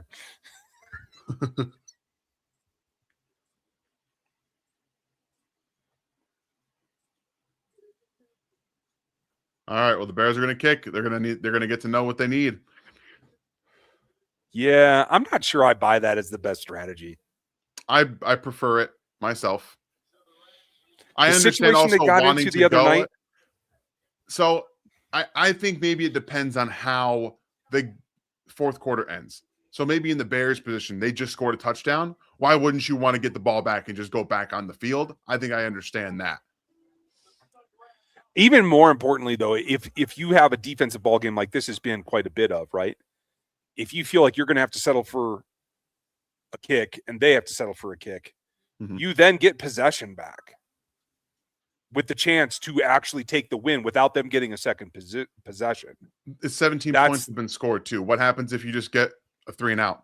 Yeah. And all you need is a field goal. Fair. So Yeah. I think the way this game has gone, I'm watching watching it saying we've been able to get after Matt Stafford. We've been able to stop them a good portion of this football game. I'm going to make a bet that we get at least a field goal, and then or they get at worst they only get a field goal, and we can go get a touchdown. Like, Dubfreak, you're the man. That's I'm awesome. sorry. I'm sorry if you got yourself in trouble.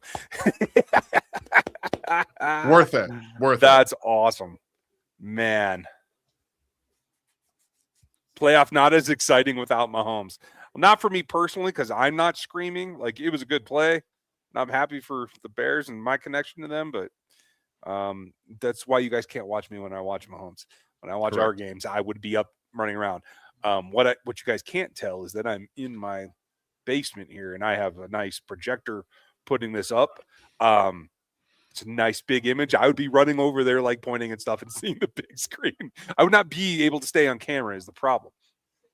Like, I go back to the 13 seconds game. I was pacing in my living room and my kitchen. I was pacing up and down like everywhere.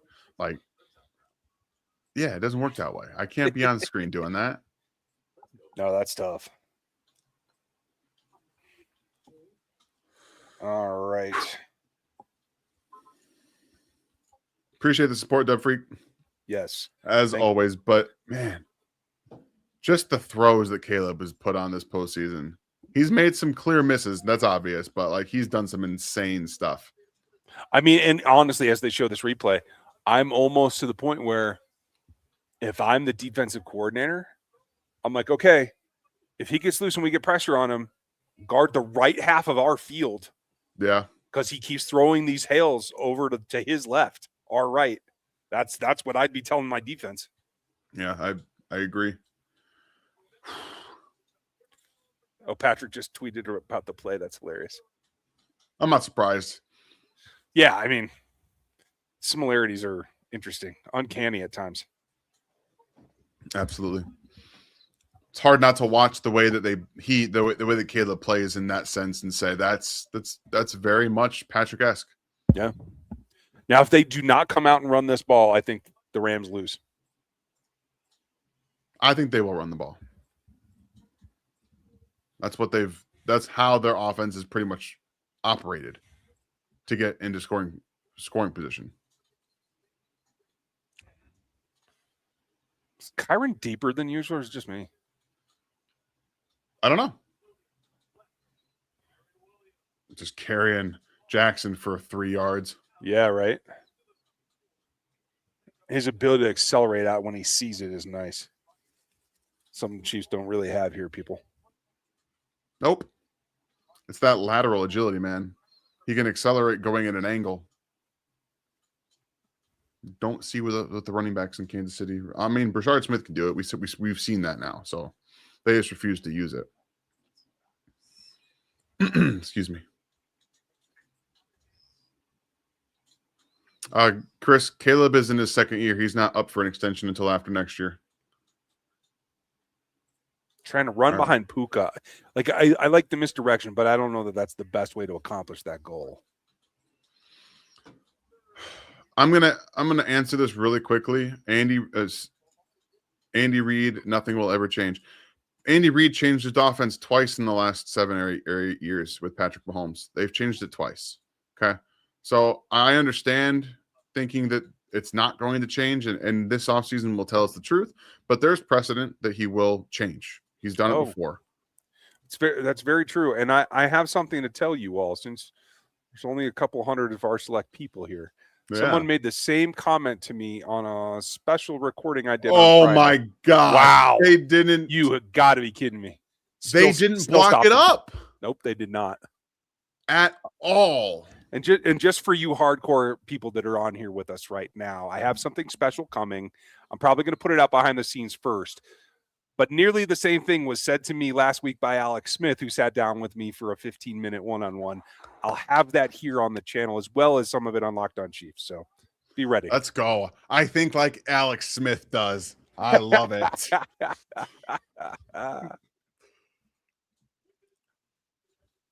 That's why you 3rd and 1, you don't run to the alley. You run up the middle.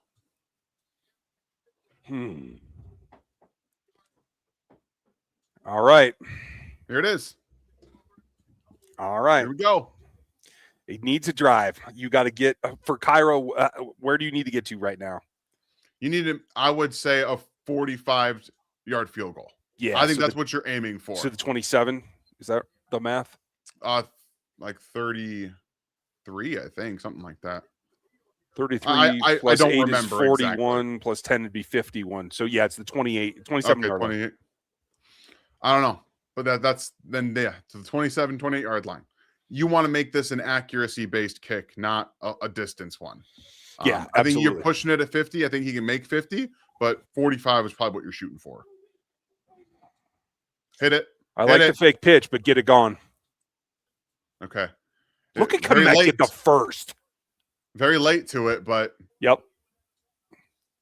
Honestly, okay. I'm not that mad about it now that I'm thinking about it. He was looking for the kill shot. Caleb was looking for the kill shot. He had the play underneath the whole way. And like you said, Komet did a really nice job accelerating up the sideline, having that feel, and getting the first down. So am I seeing this correctly? Is Loveland not back on the field? Is that why I have not seen him? Okay, yeah, I haven't seen him either.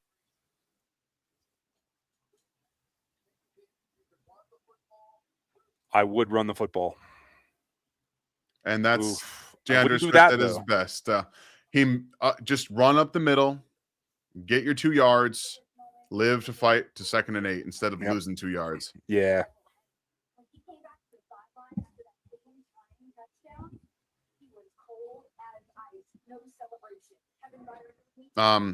Joe, we are going to do our Q&A tomorrow during the game as well. It's not going to be obviously like this where we're talking about every single play, but we will be doing a Q&A for that as well. Oh, nice catch. We will be talking about the Terror Twins, though. I guarantee you that. Bain and Messidor will be high on our list. Yeah. Again, Messidor, 25 years old, the start of next year. But there's clearly talent there. So I'm interested to see how his process goes. Yeah. And honestly, if you can't trade out of 9, you're probably going to take the best edge available up there is my guess. Mm-hmm. If there's absolutely no one, then you might have to take tackle. Either way, I think you have a shot at Messidor later, and you can live a non-first rounder as a one contract possible guy. Oh man, that acceleration from Caleb. That was and he takes it. He's just like Mahomes. Takes the hit and does not care. He's here to show the rest of his teammates that he's here for this. I'm proud of you. I'm saying that took something. But then again, you guys are seeing why Caleb's a bit different. The acceleration around the angle was something else. Yeah, that is a skill Patrick does not possess. He's got a feel for these moments right now. Caleb is in line now on the near side. Nice little dump I off. like the concept. Get a couple yards. Nice fighting through contact there.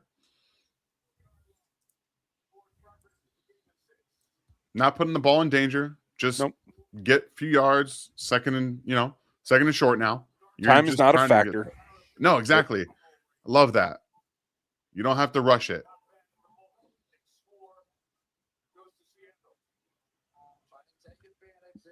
Second and 4 I'm running the ball up here. Yeah, I am too. No matter what happens, at 4, I'm running straight ahead, and I like Komet in the backfield here. Hit that.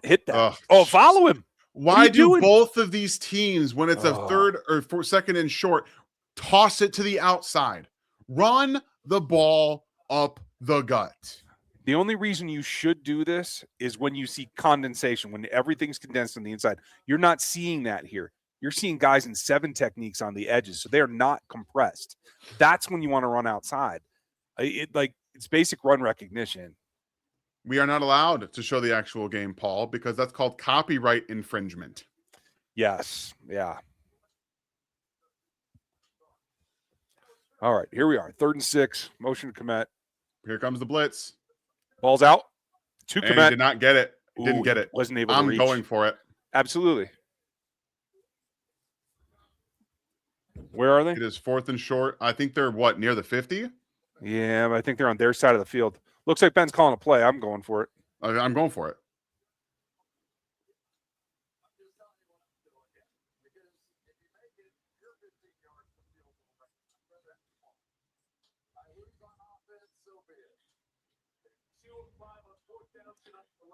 Oof. Yeah, they're close to the 50. I'm doing it too. Oh, what a job by Caleb to pull that out and go the opposite side. That is just smart. He's serious. Quarterbacking. Get fired up, bro. That is smart quarterbacking, man. Ben, you got to give him the license to blow off some steam. The kid's got some intensity, but he doesn't want to show it. That's just so smart. No one else is going that way, right? Komet doesn't expect him to do it, but Caleb sees the hole there, and he's like, I'm just going to get it. That's how you do this. I love that. What a role for Komet down these overtime in the last drive. It's crazy. Komet's a good player, but yeah, Loveland's just better. Like, that's why he's been. No, absolutely. I'm just saying, like, to have to come in cold as the backup, right? I mean, he's been playing the whole game. They've been doing tons of 12 and 13 personnel. So, I mean, he's definitely not cold. No, I just mean in terms of being the primary or being the guy that's at the point on the runs, et cetera, et cetera. Okay, that's fair. You prepare as a backup for a very different role if you're, in 13 personnel, et cetera. So the last 3 runs have been -2, 3, and 2. So, yeah.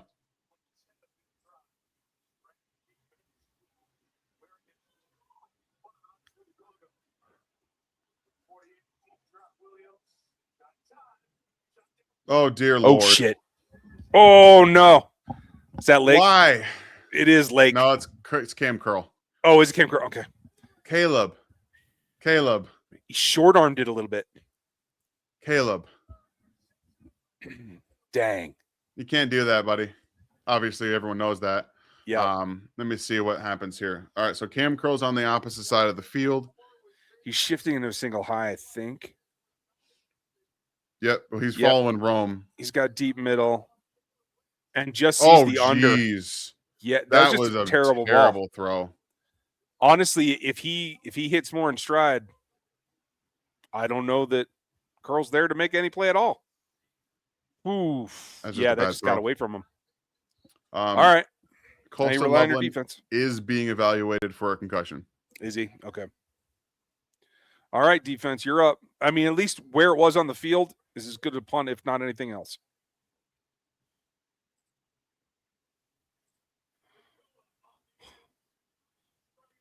Edmonds, that's about as much as you can ask from him on that. You guys, Moore's not running. Moore's not open. Moore's never open because Curl is reading it the whole way. Like Curl's on top of the route the whole way. I mean, he's also running on ice basically, or snow. So like it's tough. Parkinson again making the play. Man, I remember him coming out. I liked him a lot. And now Matthew Stafford has the ball with momentum. Yeah. People that think momentum doesn't exist, you're going to watch it. An interception can do that. And for the record, folks, I'm pulling for Caleb because he reminds me Mahomes. I like his play. And wow, what a catch from Devontae Adams. Oh, my gosh. That's a remember me play. Yep. Woo. Good Lord. I'm here too. Dang. Fantastic catch. Just a drag the whole way. Can't do it any better. No. I was damn near perfect. I'm going to be looking at it, but I'm fairly certain he got everything. I think so too. He was dragging from before he had possession. Like that toe's on the ground. Yeah, he knew. Oh, yeah. He's chewing it up. Like, yeah, that's not a question. No. Pulls it in. Does he survive the ground, Daniel? He did there. Ball's not on the ground. If it pops out, though, it's an incompletion.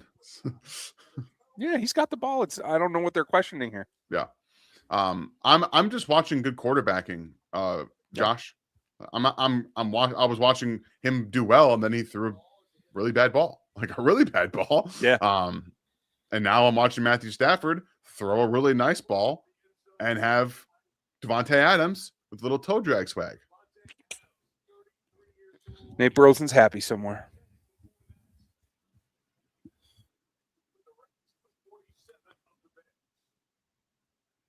Why is this taking so long? I don't know. I don't understand what they're. Yeah, no crap.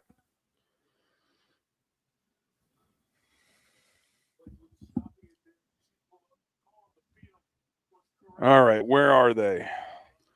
I think they're almost in field goal range. This is where you got to have a stand and force. Oh, they're not. Yeah, they're almost in field goal range. So, yep, just about need about 12 yards. Yeah, I don't know this kick. Their kicker's leg in the weather. So we'll see. Oof, nice blocking right there. Ducked you inside. Is that Brisker he ducked?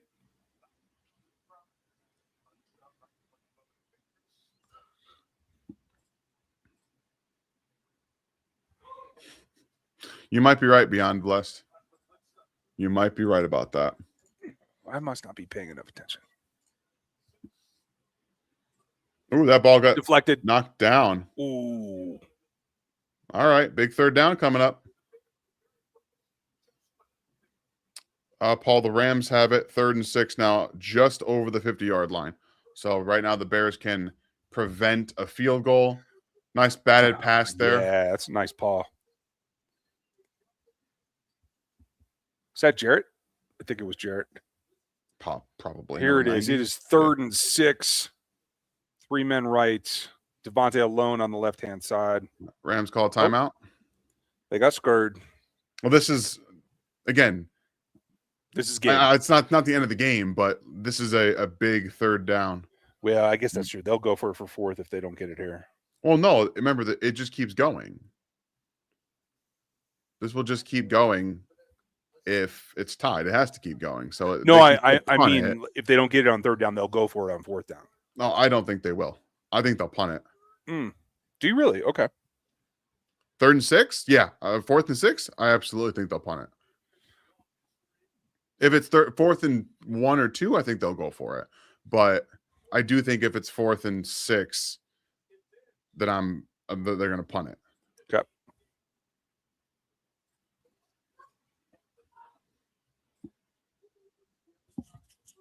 Bears showing a little bit. Yep, near side blitz, 2-man overload. Oh, and that's game. Now they just got to run the ball. Oof. Puka and dragon who did dudes. they go to? So here's my thing about blitzing. If you're going to blitz, you better as hell be playing press man coverage behind it in a 3rd and 6 situation. Absolutely. You better be. But you're not, because you're trying to disguise the blitz. Yeah, and again, they sent a double off of the guy that is probably the primary pass catcher. Like, it's just situational awareness. I don't like the play. And again, they got pressure. They got it to Matt Stafford, but Stafford knew it was coming. Yep. So, and at the end of the day, that doesn't matter. He knows where the hole is going to be. He can see that a safety has to drop down on Puka Nacua, and that's all she wrote.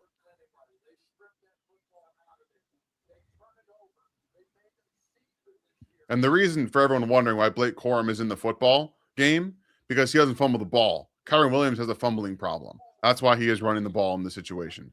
Just so you know. If you're curious, I saw someone saying, why are you taking your best running back out in Williams? Because Williams will fumble the ball. Gotcha.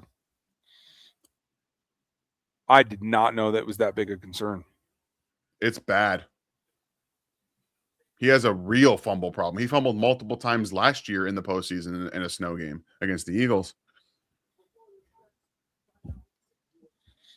LA took a timeout for that.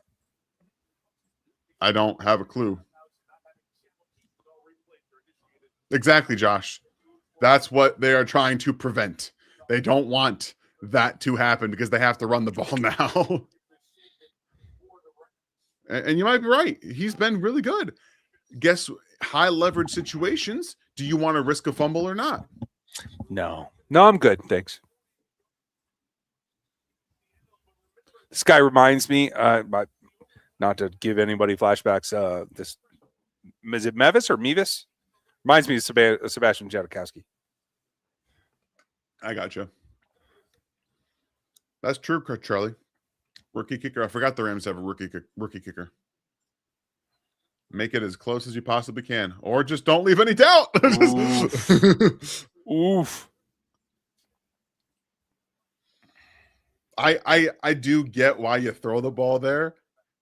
If you don't want to leave it up to a rookie kicker, just score a touchdown. Yeah.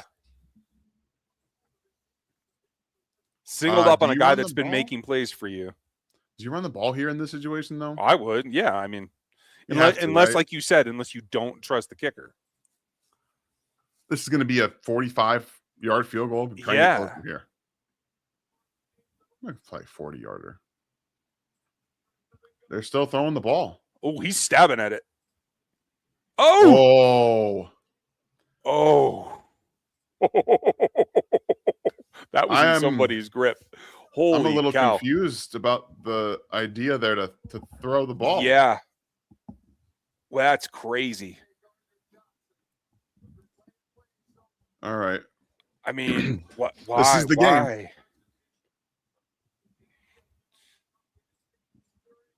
I'm not looking at the chat because I know some of you are ahead. So I'm gonna wait until they're gonna ice him, right? Like they're gonna call a timeout.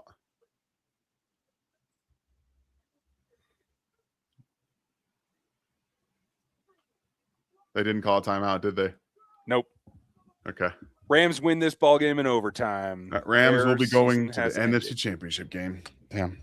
That's a rough way to go out for the Bears, but sorry, Bears. The fact that Caleb even got them there to begin with is fun. Agreed. And their 48-year-old rookie actually came through there in the end when they needed him. I probably would have iced him, to be honest. Honestly, I would have timeout. Dang. So I will take the words right out of Dan Campbell's mouth. You never can guarantee that. Like, it's never a guarantee you'll be back. Nope. Because the Lions went to the NFC Championship game that year, haven't been back since. They didn't make the postseason this year. The Chiefs make it look easy sometimes, right? Obviously, they've made it look easy. I believe that Caleb is the quarterback. I believe that they're going to be better next year. That doesn't mean they're going to make it. That's absolutely true. There are better teams at home than some of the ones that are sitting right here.